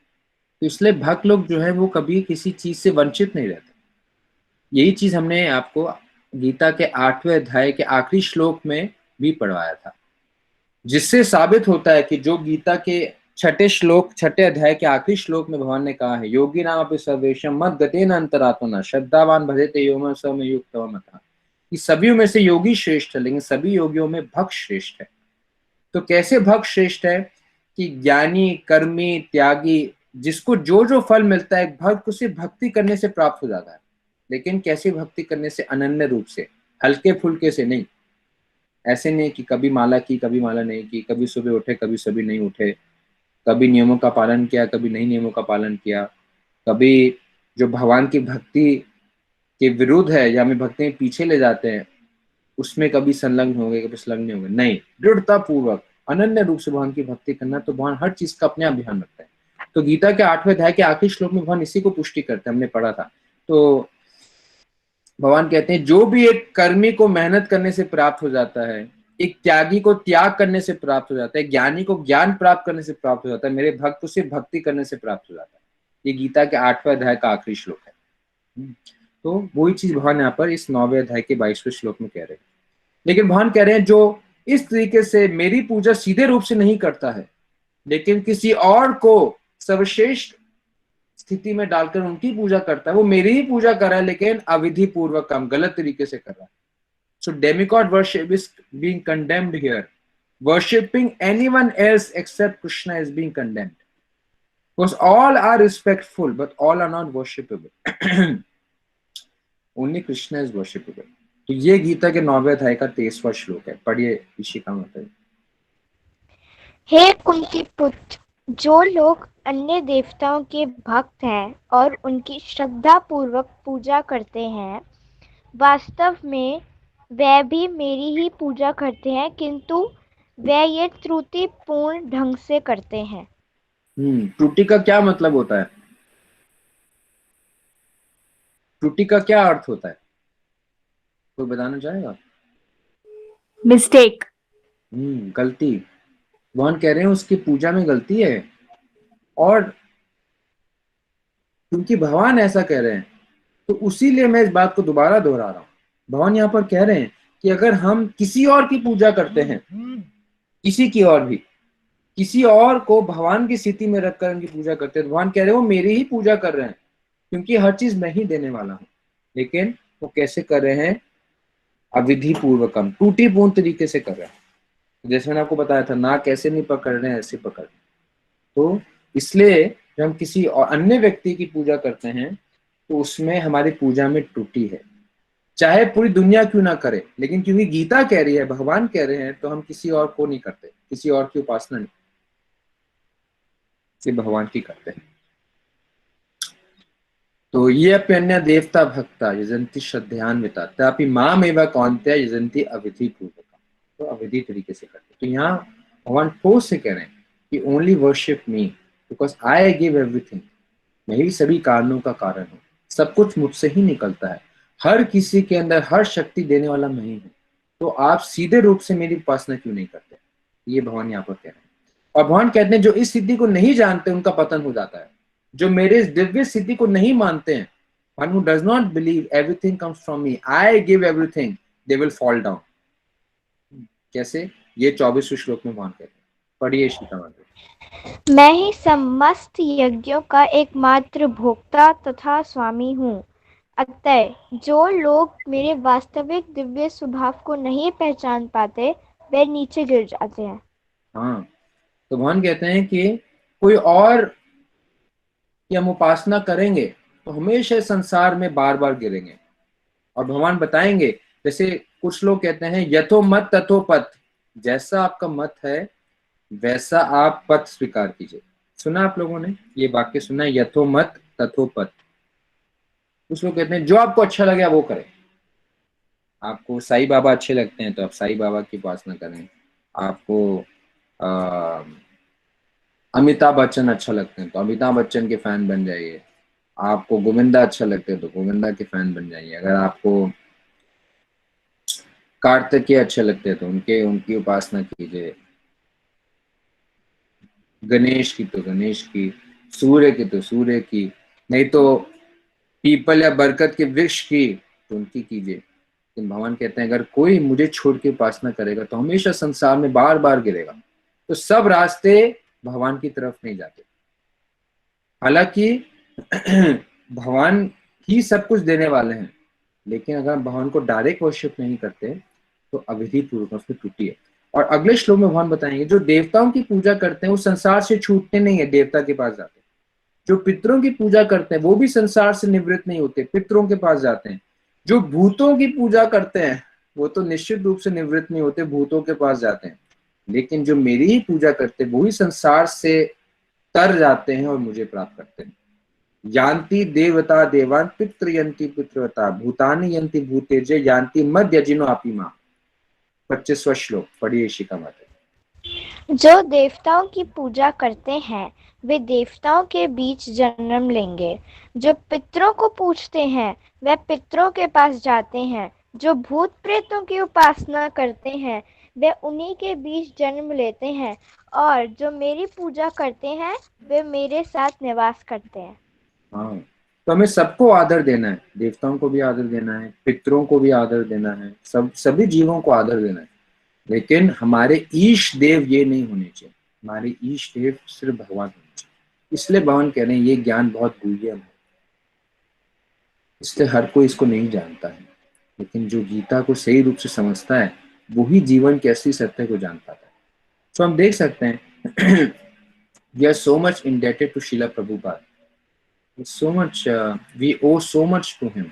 हम उनके कितने ऋणी हैं कि उनके माध्यम से जो ये सर्वगुह्यम ज्ञान है, the most confidential knowledge that who is the supreme lord, who's god, is the whole world does not know, and whatever they know it is all speculated, it is all false, they're all mistaken. By the mercy of a pure devotee like Srila Prabhupada, he reveals the true fact by repeating the message of the Lord. He has established with all boldness in throughout the world.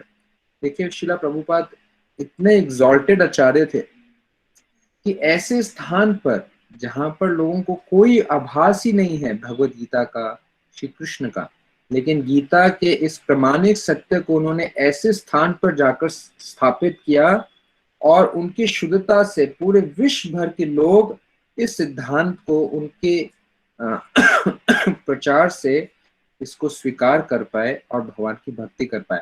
तो सबसे गुह्यम ज्ञान था, शीला प्रभुपाद ने उसको हर व्यक्ति तक इतनी आसानी से पहुंचा दिया।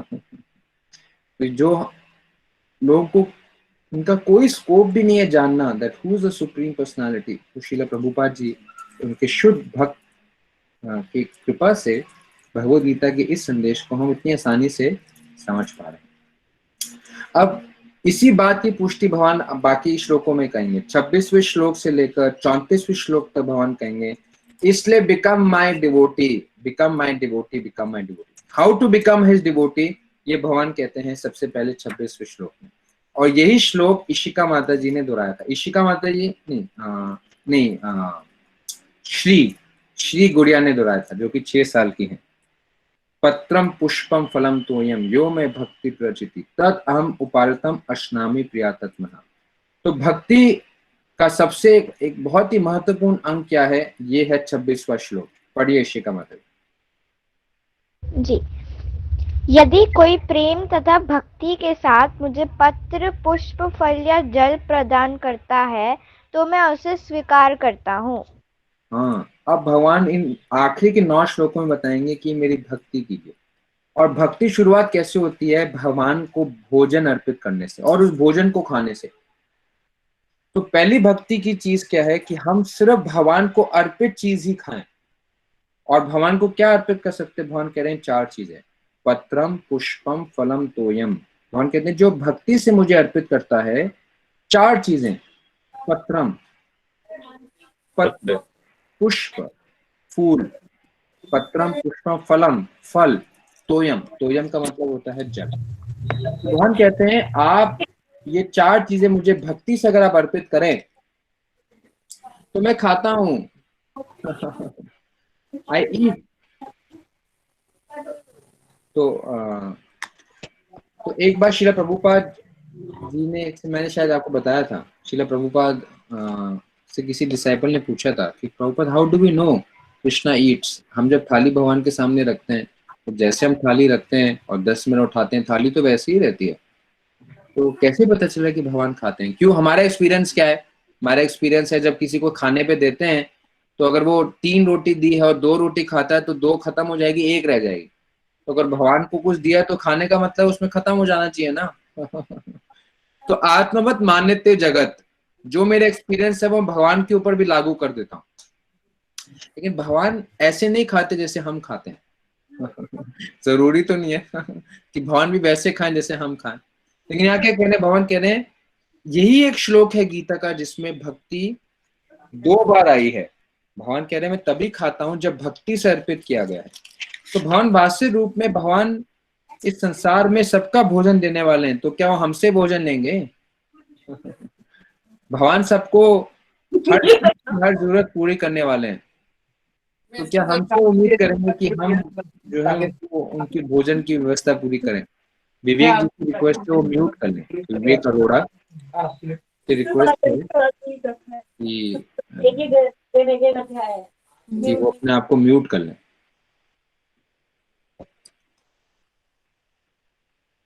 तो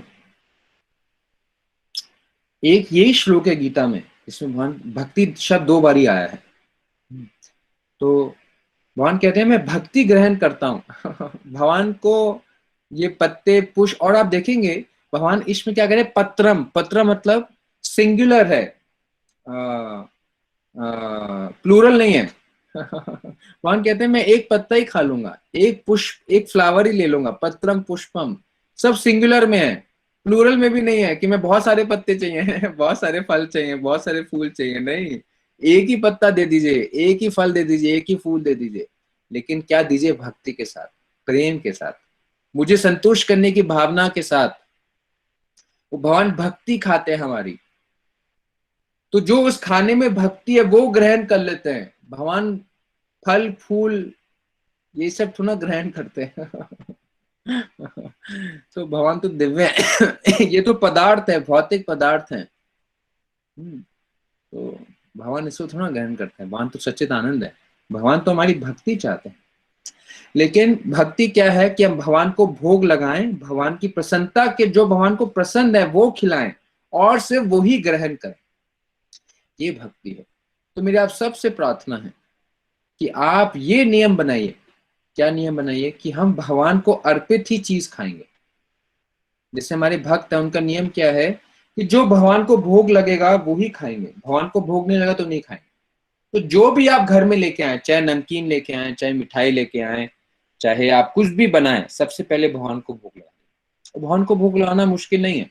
जैसे घर में हम अपने पिता को खिलाते हैं, अपने बच्चों को खिलाते हैं, भगवान के सामने जैसी कुछ नई चीज बनाए, एक भगवान के अलग वस्त्र रख, अलग यूटेंसिल्स रखें जिसमें और कोई ना खाए। भगवान के अलग बर्तन होने चाहिए, अलग थाल, अलग कटोरी, अलग ग्लास, अलग चम्मच, और उसको अलग रखें, अलग साबुन से धोएं, अलग स्थान पे रखें, मिक्स मत करें हमारे जूठे बर्तनों के साथ। और कुछ भी आए, चाहे आप घर में कुछ भी लेके आए, मिठाई लाएं, नमकीन लाएं, ड्राई फ्रूट्स लाएं, फ्रूट्स लाएं, कुछ भी बनाएं, वो बिना प्याज और लहसुन के बनाएं और भगवान को उस थाली में डालें, उसमें तुलसी पत्र डालें, भगवान के सामने रखें, हरे कृष्ण महामंत्र 10 बार बोलें, 5 मिनट के लिए पर्दा खींच के भगवान को अर्पित करें और फिर 5 मिनट उसको निकालकर अपने बाकी पतीलों में डाल दीजिए, तो वो भगवान का उच्चिष्ट हो गया। लेकिन मुख्य चीज क्या है कि भगवान को बिना भोग लाए नहीं खाए। और भगवान प्याज लहसुन नहीं खाते, क्यों? क्योंकि प्याज और लहसुन तामसिक माना जाता है और हमारे पास समय कम है। नहीं तो मैं आपको बताता कि पुरानी कथा में एक ऐसा प्रसंग आता है कि जिसमें हमें पता चलता है, आप कभी मंदिर आएंगे तो आपको बुक भी मिलेगी, why we should not eat onion garlic. तो उसमें आप ये प्राप्त करेंगे कि पहले जो है गोमेद यज्ञ होता था। गोमेद यज्ञ का मतलब कि पहले एक यज्ञ सही हुआ नहीं हुआ कि बूढ़ी गाय को काट के डाला जाता था। अगर यज्ञ बिल्कुल ठीक है तो सबके आंखों के सामने एक बूढ़ी गाय को नया शरीर प्राप्त हो जाता था। जैसे आपने अश्वमेध यज्ञ सुना होगा, रामायण में सुना होगा, महाभारत में सुना होगा। अश्वमेध यज्ञ क्या होता था? जब एक राजा को अपना सुप्रीम पोजीशन एस्टैब्लिश करना होता था तो वो एक घोड़े को हर जगह दौड़ाते थे। तो अगर वो किसी राज्य में आया और वो उस राजा के डोमिनेंट को एक्सेप्ट नहीं करते तो घोड़े को रोक दिया करता था। तो उस घोड़े के पीछे सेना चलती थी और युद्ध होता था। और जब घोड़ा पूरी पृथ्वी में चक्कर काट के आ जाता था तो उस घोड़े को यज्ञ में अर्पित किया जाता था और सबके सामने उस घोड़े को नया शरीर प्राप्त हो जाता था। तो एक बारी जब गोमेध यज्ञ हो रहा था, गाय को काट के अर्पित किया जा रहा था, तो एक पुरोहित की इच्छा हुई गाय के मांस को खाने की। उसने गाय का 2 मांस के टुकड़े छुपा लिए। तो क्या वो जब अधूरी गाय को अर्पित किया गया तो गाय को पूरा शरीर प्राप्त नहीं हुआ। तो जो मेन पीस था वो समझ गया कि कोई टूटी हुई है, और जब पता लगाया तो पता चला कि गाय को पूरा अर्पित नहीं किया गया। और जब उस पुरोहित को पकड़ा जिसने गाय के मांस को छुपाया था, तो डर से उन्होंने क्या किया कि जमीन में 2 मांस के टुकड़े को गाड़ दिया और कुछ ही दिनों में से उसमें प्याज और लहसुन का उपज हुआ। हमारे वैदिक शास्त्रों के अनुसार प्याज लहसुन खाना गाय के मांस को खाने के समान है, बीफ के समान। तो आपको लगेगा अरे प्रभु जी कैसे हो सकता है कि हम बिना प्याज और लहसुन के कैसे खा सकते हैं। मैं आपको चैलेंज करता हूँ, आप मंदिर में आइए, मंदिर में कभी भोजन स्वीकार कीजिए, आपको हर चीज बिना प्याज लहसुन के मिलेगी और आपके प्याज और लहसुन के बनाए हुए भोजन से ज्यादा स्वादिष्ट मिलेगी। और ऐसे कितने भक्त हैं हमारे बीच में जो बिना प्याज और लहसुन के ही भगवान को भोग लगाते हैं और खाते हैं, चाहे वो दुनिया में कहीं भी ट्रैवल करें।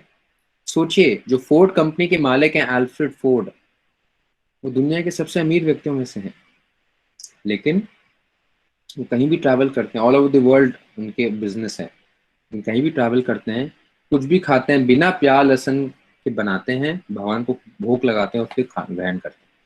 तो इतने बड़े इंडस्ट्रियलिस्ट अगर बिना भोग लगाए नहीं खाते तो हम भी ग्रहण कर सकते हैं। तो ये बहुत इंपॉर्टेंट प्रिंसिपल है कि हम हर भगवान को जरूर भगवान की पसंदता अनुसार खिलाएं और हम उसको ग्रहण करें। और ये पूरा प्रैक्टिकल है, ऐसा नहीं है कि मैं मंदिर में रहता हूँ तो मेरे लिए ईजी है और जो घर में रहते हैं उनके लिए मुश्किल है। अगर मैं सभा में पूछूं तो आपको बहुत सारे भक्त मिलेंगे जो कि इस प्रिंसिपल को फॉलो करते हैं, चाहे वो कहीं भी खाएं बिना प्याज लहसुन के बनवाएंगे, रेस्टोरेंट में भी जाएंगे अगर तो बिना प्याज लहसुन के बनवाएंगे, भगवान को भोग लगाएंगे और फिर खाएंगे। किसी पार्टी फंक्शन में भी जाएंगे तो बिना प्याज लहसुन के बनाएंगे, भगवान को भोग लगाएंगे और फिर खाएंगे। मैं बहुत उदाहरण दे सकता हूँ और ऐसे में बहुत सारे नाम जानता हूँ जो कि ये कर रहे हैं ऑलरेडी, और अभी से नहीं, पिछले कई सालों से। तो आप सब कर सकते हैं, लेकिन भगवान कहते हैं मैं खाता हूँ अगर आप भक्ति से खिलाएं। तो मेरी आप सबसे रिक्वेस्ट है, भक्ति शुरू होती है भगवान को भोग लगाकर, तो आप सब भगवान को भोग लगाएं और भगवान का प्रसाद दिखाएं। शिला प्रभुपाद जो गुरु थे उनका नाम था शिला भक्ति सिद्धांत सरस्वती ठाकुर। तो 3 साल के बच्चे थे, लेकिन क्योंकि उनका जन्म भगवान एक भक्त परिवार में हुआ था तो शुरू से ही भगवान का प्रसाद खाते थे। और हमने पढ़ा था 6ठे अध्याय में, जब कोई महान व्यक्ति होता है और उसका जन्म एक वैष्णव परिवार में होता है। शिला प्रभुपाद जी के जो गुरु थे उनका स्थिति बहुत ऊंची थी। तो 3 साल के बच्चे थे तो उनके पिता जो थे वो घर में आम खरीद के ले आए भगवान को भोग लगाने के लिए, क्योंकि 3 साल के बच्चे को क्या पता होता है। उन्होंने क्या किया, 3 साल के बच्चे ने बिना भगवान को भोग लगाए आम खा लिया। जब उनके पिता को पता चला तो थोड़े से नाराज हुए कि ये आम तो पहले भगवान के लिए आए थे, पहले भगवान को खिलाना चाहिए था, फिर आपको खाना चाहिए था। तो इतना ही उनके पिताजी ने उनको बोला। शिला प्रभुपाद के गुरु, उनका नाम था भक्ति सिद्धांत सरस्वती ठाकुर, वो 3 साल के बच्चे थे। लेकिन उस 3 साल के बच्चे में इस श्लोक के प्रति इतनी दृढ़ता थी कि भगवान को बिना भोग लगाए खाना एक अपराध है, क्योंकि भगवान कह रहे हैं, जैसे 24वें श्लोक में भगवान ने कहा था कि मैं ही भोगता हूं, और गीता के 5वें अध्याय के आखिरी श्लोक में 29वें भगवान कहते हैं, भोक्ता नाम यज्ञ तपसाम सर्वलोक महेश्वरम सूर्यदम सर्वभूता नाम ज्ञात्वाम शांतिम ऋषिति, नहीं परम भोक्ता हूं। तो कुछ भी चीज पहले भगवान को अर्पित करनी चाहिए। तो जब 3 साल के बच्चे को पता चला कि मैंने आम खा लिया क्योंकि भगवान को भोग नहीं लगा था, तो मैंने अपराध किया। उस छोटे से बच्चे ने एक व्रत लिया। क्या व्रत लिया कि क्योंकि मैंने भगवान को बिना भोग लाए ग्रहण किया है तो मैंने अपराध किया भगवान के चरणों में, तो मैं ये प्रतिज्ञा लेता हूं कि मैं पूरा जीवन भर आम ग्रहण नहीं करूंगा। इस अपराध से अपने आप को मुक्त करने के लिए। और सोचिए, 3 साल की उम्र से लेकर जब तक उन्होंने शरीर नहीं छोड़ा उन्होंने कभी आम नहीं खाया। और जब भी, और उनकी ख्याति इतनी थी कि वो पूरे विश्व भर में जाने जाते थे, वो such an exalted, most exalted soul. तो जब कोई भी उनको आम अर्पित करता था, उनको बड़े बड़े राजा आमंत्रित करते थे कि हम आपकी सेवा करना चाहते हैं, आपसे भगवान का संदेश सुनना चाहते हैं, और उनके हजारों लाखों चीजें बनती थी। लेकिन जब भी उनके लिए कोई आम अर्पित करता था वो कहते थे मैं एक अपराधी हूँ, क्योंकि मैंने भगवान को बिना भोग ला के खाया, मैं आम कभी स्वीकार नहीं करूँ। मैंने कभी आम को स्वीकार नहीं किया। सोचिए वैष्णव कितना डिटर्मिनेशन होता है। और हमारे शास्त्र कहते हैं कि जब तक एक बच्चा 5 साल तक होता है उसका अपराध अपराध भी माना नहीं जाता है, उसका पाप पाप भी माना नहीं जाता है, क्योंकि उसमें ये विवेक नहीं होता है। तो एक 5 साल के बच्चे से किसी की अगर मृत्यु भी हो जाए तो उसका दंड नहीं मिलेगा उसको, क्योंकि वो उसके अंदर विवेक नहीं होता है कि सही क्या गलत क्या है। तो उनका आम नहीं खाना एक तरीके से अपराध भी नहीं था लेकिन इस चीज को समझाने के लिए कि क्यों बिना भगवान को भोग ला के नहीं खाने चाहिए, भगवान असली भोगता है। हम कुछ भी करें पहले भगवान को अर्पित करें, वो पूरे जीवन भर आम नहीं खाए। तो मेरे आपसे एक छोटी सी प्रार्थना है कि आप एक नियम ले सकते हैं कि आप भगवान को भोग लाके आप हजारों लाखों चीजें खाएं, खाने के लिए कम थोड़ी ना वेजिटेरियन चीजों में लाखों चीजें हम आपको बना के खिला सकते हैं, लेकिन सिर्फ पहले भगवान को अर्पित करके फिर आप खाएं। तो ये आप स्वीकार करें। और अगर आप ऐसे करते हैं तो पढ़िए, देखिए क्या होगा। तो 27वां श्लोक पढ़िए गुड़िया, ऋषिका माता जी पढ़िए। हे कुंती पुत्र, तुम जो कुछ करते हो, जो कुछ खाते हो, जो कुछ अर्पित करते हो या दान देते हो और जो भी तपस्या करते हो उसे मुझे अर्पित करते हुए करो। हाँ, भगवान बहुत प्रसिद्ध श्लोक, भगवान कहते हैं यत् करोषि यद् अश्नासि यत् जुहोसि ददासि यत् यत् तपस्यासि कौन्तेय तत् कुरुष्व मद अर्पणम्। यत् करोषि जो भी करो, यद् अश्नासि जो भी खाओ, यत् जुहोसि ददासि यत् जो भी किसी को दो, यत् तपस्यासि कौन्तेय एक उनकी पुत्र जो भी तपस्या करो, तत् कुरुष्व मद अर्पणम् पहले मुझे अर्पित करके करो। अगर आपको लोगों को खाना खिलाना है पहले भगवान को खिलाइए फिर खाना बांटे। अगर आपको लोगों को कंबल बांटना है पहले भगवान को कंबल अर्पित कीजिए फिर सबको बांटे। तो प्रसाद के रूप में सबको प्राप्त होगा, सब उससे ना सिर्फ उसका आराम प्राप्त करेंगे, उससे शुद्ध भी होंगे। भगवान कहते हैं इस तरीके से तुम जो भी कुछ खाते हो, जो कुछ भी करते हो, जो भी तपस्या करते हो पहले मुझे अर्पित करके करते हो। अगर आप ऐसा जीवन जीते हो तो क्या होगा, ये 28वां श्लोक है, पढ़िए माता जी 28वां। इस तरह तुम कर्म के बंधन तथा इसके शुभारंभ फलों से मुक्त हो सकोगे। इस संन्यास योग में अपने चित्त को स्थिर करके तुम मुक्त होकर मेरे पास आ सकोगे। अगर हम इस तरीके से जीवन जिएंगे तो संसार के कर्म बंधनों से पूर्ण रूप से छूट जाएंगे और मुक्त होकर भगवान को प्राप्त कर लेंगे। तो आप सब चाहते हैं कि भगवान को प्राप्त करना, हाँ या ना? आप चाहते नहीं प्रभु जी हम इस संसार में सड़ना चाहते हैं, हम संसार के दुख भोगना चाहते हैं, संसार के कष्टों में ही जो है अपना जीवन बिताना चाहते हैं, या आप भगवान को प्राप्त करना चाहते हैं? भगवान कहते हैं बस इतना कर लीजिए, भगवान को प्राप्त करने के लिए आप कुछ भी करने से पहले मुझे अर्पित करें। Keep me in centre, offer it to me first then you accept. उसमें क्या मुश्किल है? भगवान आप कुछ भी भगवान को अर्पित करेंगे, भगवान अपने पास कुछ नहीं रखेंगे, सब आपको अर्पित दे देंगे। आप 10 चपाती भगवान के सामने रखेंगे, 10 चपाती आपको ही खाने को मिलेगा। आप भगवान को अगर सोना अर्पित करेंगे, भगवान सोना हमेशा आपके लिए रखेंगे, आप ही इस्तेमाल कीजिए, भगवान को कुछ नहीं चाहिए। लेकिन भगवान को क्या चाहिए? आपका प्रेम चाहिए। जैसे एक बच्चे को सब कुछ देने वाले उसके माता पिता होते हैं, लेकिन वो बच्चे से क्या उम्मीद करते हैं कि जो भी उन्होंने उसको दिया है, अगर वो पलट के एक बार पूछ ले कि पापा पहले आप क्यों नहीं खाते, इतना ही पूछना पिता के लिए काफी है। पिता को बच्चे से क्या चाहिए, माता को बच्चे से क्या चाहिए? कुछ नहीं चाहिए, सिर्फ वो प्रेम चाहिए कि हाँ वो मुझसे प्रेम करता है, मेरी सेवा करता है, बस इतना ही चाहिए। वो जाहिर होगा जब वो बच्चा के पास जो कुछ भी है वो पहले पिता माता को पूछेगा, बस यही भावना। तो 29वें श्लोक में भगवान कहते हैं जो ऐसा भक्त है, हालांकि मैं सबके प्रति न्यूट्रल हूं, मैं सबके प्रति समान हूं, लेकिन भक्त के प्रति मेरा विशेष भावना रहती है। I am specially inclined towards my devotee. ये है 29वां श्लोक, पढ़िए माता जी। मैं ना तो किसी से द्वेष करता हूँ, ना ही किसी के साथ पक्षपात करता हूँ। मैं सबों के लिए समभाव हूँ, किंतु जो भी भक्ति पूर्वक मेरी सेवा करता है वह मेरा मित्र है, मुझ में स्थित रहता है और मैं भी उसका मित्र हूँ।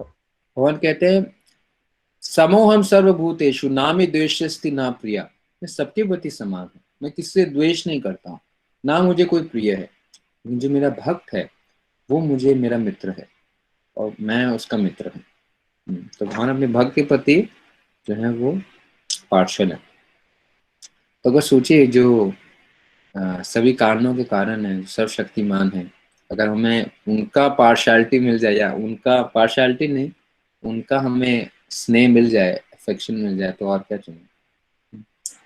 तो 30 और 31 वर्ष में भगवान कहते हैं, इसलिए जो मेरे भक्त हैं, चाहे जो अनन्य रूप से मेरी भक्ति कर रहे हैं, अगर वो कोई त्रुटि भी करते हैं तो मैं बड़ी जल्दी उनको प्योरीफाई कर देता हूँ। 38 वर्ष पढ़े ना। यदि कोई जघन्य से जघन्य कर्म करता है, किंतु यदि वह भक्ति में रत रहता है तो उसे साधु माना जाता है, क्योंकि वह अपने संकल्प में अडिग रहता है। तो भगवान कह रहे हैं कि अगर कोई जघन्य से जघन्य अपराध भी करता है लेकिन अनन्य तरीके से भक्ति करता है तो आप उसको साधु माने, क्योंकि बड़ी जल्दी, क्योंकि वो अपनी दृढ़ता में पक्का है, मेरा भजन में अगर पक्का है तो बड़ी जल्दी वो शुद्ध हो जाएगा और वो धार्मिक बन जाएगा। यही 31वां श्लोक है। 31वां श्लोक पढ़िए माता। वह तुरंत धर्मात्मा बन जाता है और स्थायी शांति को प्राप्त होता है। हे कुंती पुत्र, निडर होकर घोषणा कर दो कि मेरे भक्त का कभी विनाश नहीं होता है। तो हमारे आचार्य बताते हैं भगवान ने ये क्यों बोला, कुंती पुत्र तुम घोषित करो, क्योंकि अगर भगवान घोषित करते तो फिर भी डाउट है, कभी कभी भगवान अपने वादे को तोड़ देते हैं भक्त के लिए, लेकिन जब भक्त घोषित कर रहा है तो भगवान अपने वादे को कभी नहीं तोड़ सकते, क्योंकि अर्जुन ने बोला है तो जो भगवान की भक्ति करेगा, कौन्तेय पति जनाहि नाम है भक्ति और प्रणश्यति, क्योंकि अर्जुन ने बोला अब भगवान किसी भक्त का नाश नहीं होने देंगे क्योंकि अर्जुन के मुख से निकला है और भगवान ने जानबूझ के अर्जुन के मुख से निकलाया। तो सबको पता था अगर अर्जुन के मुख से निकला है तो अब भगवान पीछे नहीं हट सकते, तो जो भगवान की भक्ति करते हैं उनका कभी नाश नहीं होता, तो फुली इंश्योर्ड लाइफ है। तो हर्ष प्रभु आप लोगों को इंश्योरेंस देते हैं तो आप दीजिए, लेकिन जो फूल प्रूफ इंश्योरेंस है भगवान की भक्ति वो भी दीजिए, ताकि then they will be secured and protected in all situations of life. और 32 और 33 वर्ष में भगवान कहते हैं कोई मैटर नहीं करता है कि कोई अमीर होगा वो ही भगवान के अनुग्रह को प्राप्त करेगा, गरीब नहीं कर सकता है, सुंदर है वो ही करेगा, बदसूरत नहीं कर सकता है, जो पतला है वो कर सकता है, मोटा नहीं कर सकता है, जिसका जन्म ऊंचे परिवार में है वो ही भगवान का आश्रय ले सकता है, और गरीब परिवार का या नीचे जाति का व्यक्ति नहीं कर सकता है, या बड़े ही कर सकते हैं, बच्चे नहीं कर सकते। भगवान कहता है ऐसा कोई भी मटेरियल क्राइटेरिया नहीं है, कोई भी व्यक्ति किसी समय भी, किसी परिस्थिति में भी, किसी कंडीशन में भी मेरा आश्रय ले सकते हैं, कोई भी टर्म्स एंड कंडीशन नहीं है, इफ्स एंड बट्स नहीं है, बिटवीन द लाइन्स कुछ नहीं है, एस्टेरिक साइन नहीं है, it is open for everyone. This is 32 and 33। पढ़िए मतलब। हे पार्थ, जो लोग मेरी शरण ग्रहण करते हैं वह भले ही निम्न जन्मा स्त्री, वैश्य, व्यापारी तथा शूद्र श्रमिक क्यों ना हो, वह परम धाम को प्राप्त करते हैं। और नेक्स्ट वर्स पढ़ो। फिर धर्मात्मा ब्राह्मणों, भक्तों तथा राजर्षियों के लिए तो कहना ही क्या है। अतः इस क्षणिक दुखमय संसार में आ जाने पर मेरी प्रेमा भक्ति में अपने आप को लगाओ। तो भगवान कहते हैं ऐसा नहीं है कि पुरुष कर सकते हैं, स्त्री नहीं कर सकते हैं, या धनाढ़ व्यक्ति कर सकता है, गरीब नहीं कर सकते हैं, या ब्राह्मण कर सकता है, शूद्र नहीं कर सकते। नहीं, भगवान कहते हैं कोई भी क्राइटेरिया नहीं, अगर जिसके पास भक्ति है वो मुझे प्राप्त कर सकता है। और कैसे भक्ति करना है ये भगवान कहते हैं लास्ट वर्स में इस चैप्टर के, और यही एक श्लोक है गीता का जो कि 2 बार भगवान ने दोहराया है। This is the whole sum and substance of Bhagavad Gita, to become his devotee. क्या श्लोक है? मन मना भाव मद भक्तो मद याजी माम नमस्कुरु मम एवश्य सत्यंते प्रतिजनु प्रियसी में। कैसे भगवान की भक्ति करना है, क्या करना है? 4 चीजें करनी है। पढ़िए माता जी और फिर हम क्लोज करेंगे। अपने मन को मेरे नित्य चिंतन में लगाओ, मेरे भक्त बनो, मुझे नमस्कार करो और मेरे ही पूजा करो। इस प्रकार मुझ में पूर्णतया तल्लीन होने पर तुम निश्चित रूप से मुझको प्राप्त होगे।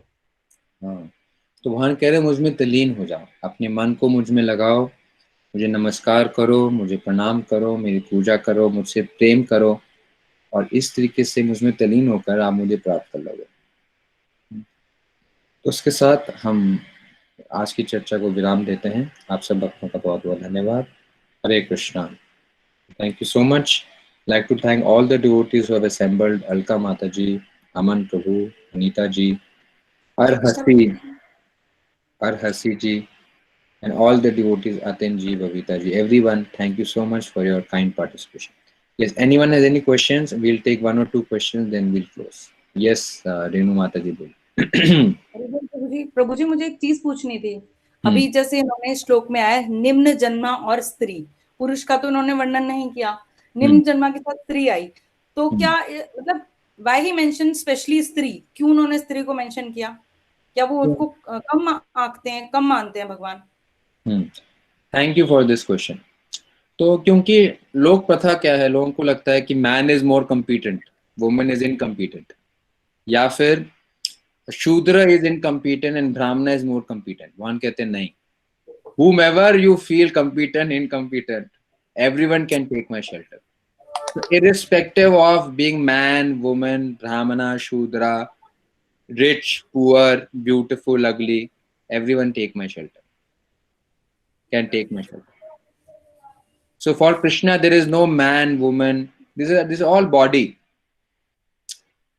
तो भगवान गीता में तो बताते हैं दहीनो एस्मन यथा देहे कौमारम यौवनम जरा तथा देहंत्र प्राप्ति धीर सतनुमित। भगवान कहते हैं यू आर नॉट देहे, यू आर देही, you are not man, woman, animal, human, Indian, American, Russian, tall, short, fat, thin, fair complexion, dark complexion, this is all body.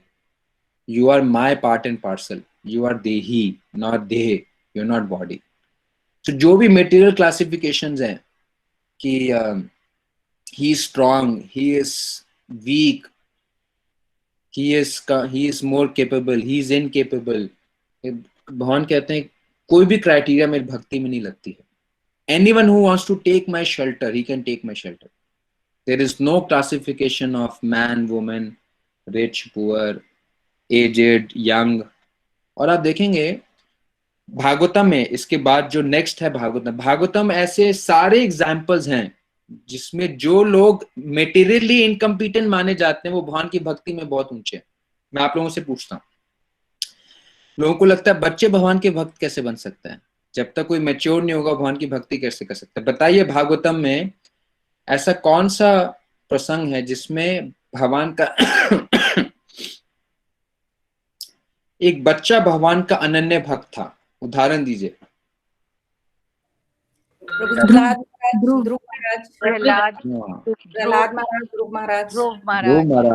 महाराज पहला एग्जाम्पल। दूसरा एग्जाम्पल, भागवतम में ऐसा प्रसंग बताइए कि एक बहुत निर्धन व्यक्ति भगवान का अनन्य भक्त था, अमीर नहीं था, निर्धन व्यक्ति। सुदामा। हाँ, वेरी गुड। तीसरा एग्जाम्पल, ऐसा बताइए कि स्त्री भगवान की अपनी पतियों से ज्यादा अच्छी भक्त थी। उदाहरण बताइए।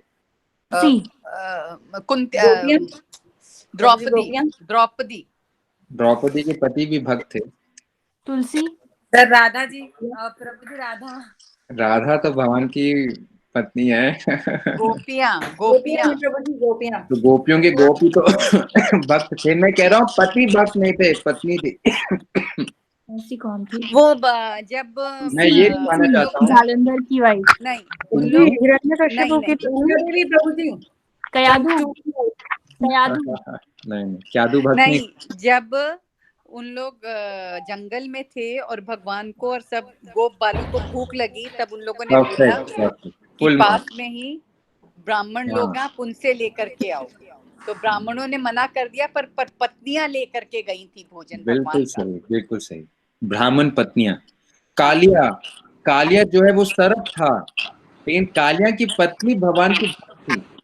कालिया की पत्नियों के कारण भगवान ने कालिया का वध नहीं किया।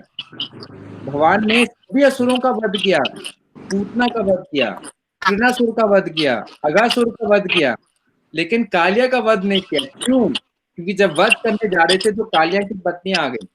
वो भी सरप है, सरप योनि है, स्नेक बॉडी में है। आप म्यूट कर लीजिए।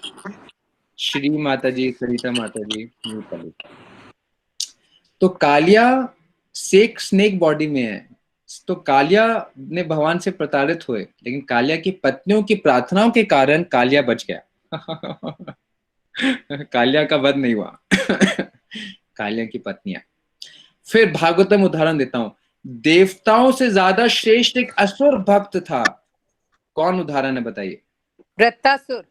Vritrasura, very nice. तो भागवतम में ऐसे सारे उदाहरण हैं जिसमें जो मेटेरियली अनक्वालिफाइड है, लेकिन क्योंकि भगवान के अनन्य भक्त थे तो they got a superior position. सोचिए, देवता और असुर में कौन श्रेष्ठ माना जाएगा इस संसार में? देवता माने जाएंगे ना, लेकिन भागवतम बताती है वृत्तासुर इंद्र से भी श्रेष्ठ है। तो ब्राह्मण और ब्राह्मणी में किसको आदर हरे मिलेगा? कृष्णा प्रभु ब्राह्मण जी। को मिलेगा, लेकिन ब्राह्मणी को आदर मिलेगा क्योंकि ब्राह्मणी भक्त है। तो सारे कॉन्ट्राडिक्शंस भगवान ने पूरे किए भागवतम में। ठीक है, समझ में आया? Last question. और प्रभु जी तुलसी हाँ, तुलसी के पति जो जालंधर जलंधर असुर थे, लेकिन तुलसी भगवान की पत्नी बनी। Anyhow, ठीक है। Anyone has any question? Hare Krishna Prabhu ji, Radhe Radhe. हाँ, हरे कृष्णा। यस माता। ठीक है, तो आप सब भक्तों का बहुत बहुत धन्यवाद आप सब लोगों को ज्वाइन करने के लिए। So I am very grateful for kind participation and I hope that आप सब भक्ति में खूब आगे बढ़ें और भगवान के चरण कमलों को प्राप्त कर सकें। So thank you very much. With this we like to end the class and see you next week, same day, same time, same place. Hare Krishna. So we can stop the recording and end the class. हरे कृष्णा प्रभु जी, दंडवत प्रणाम।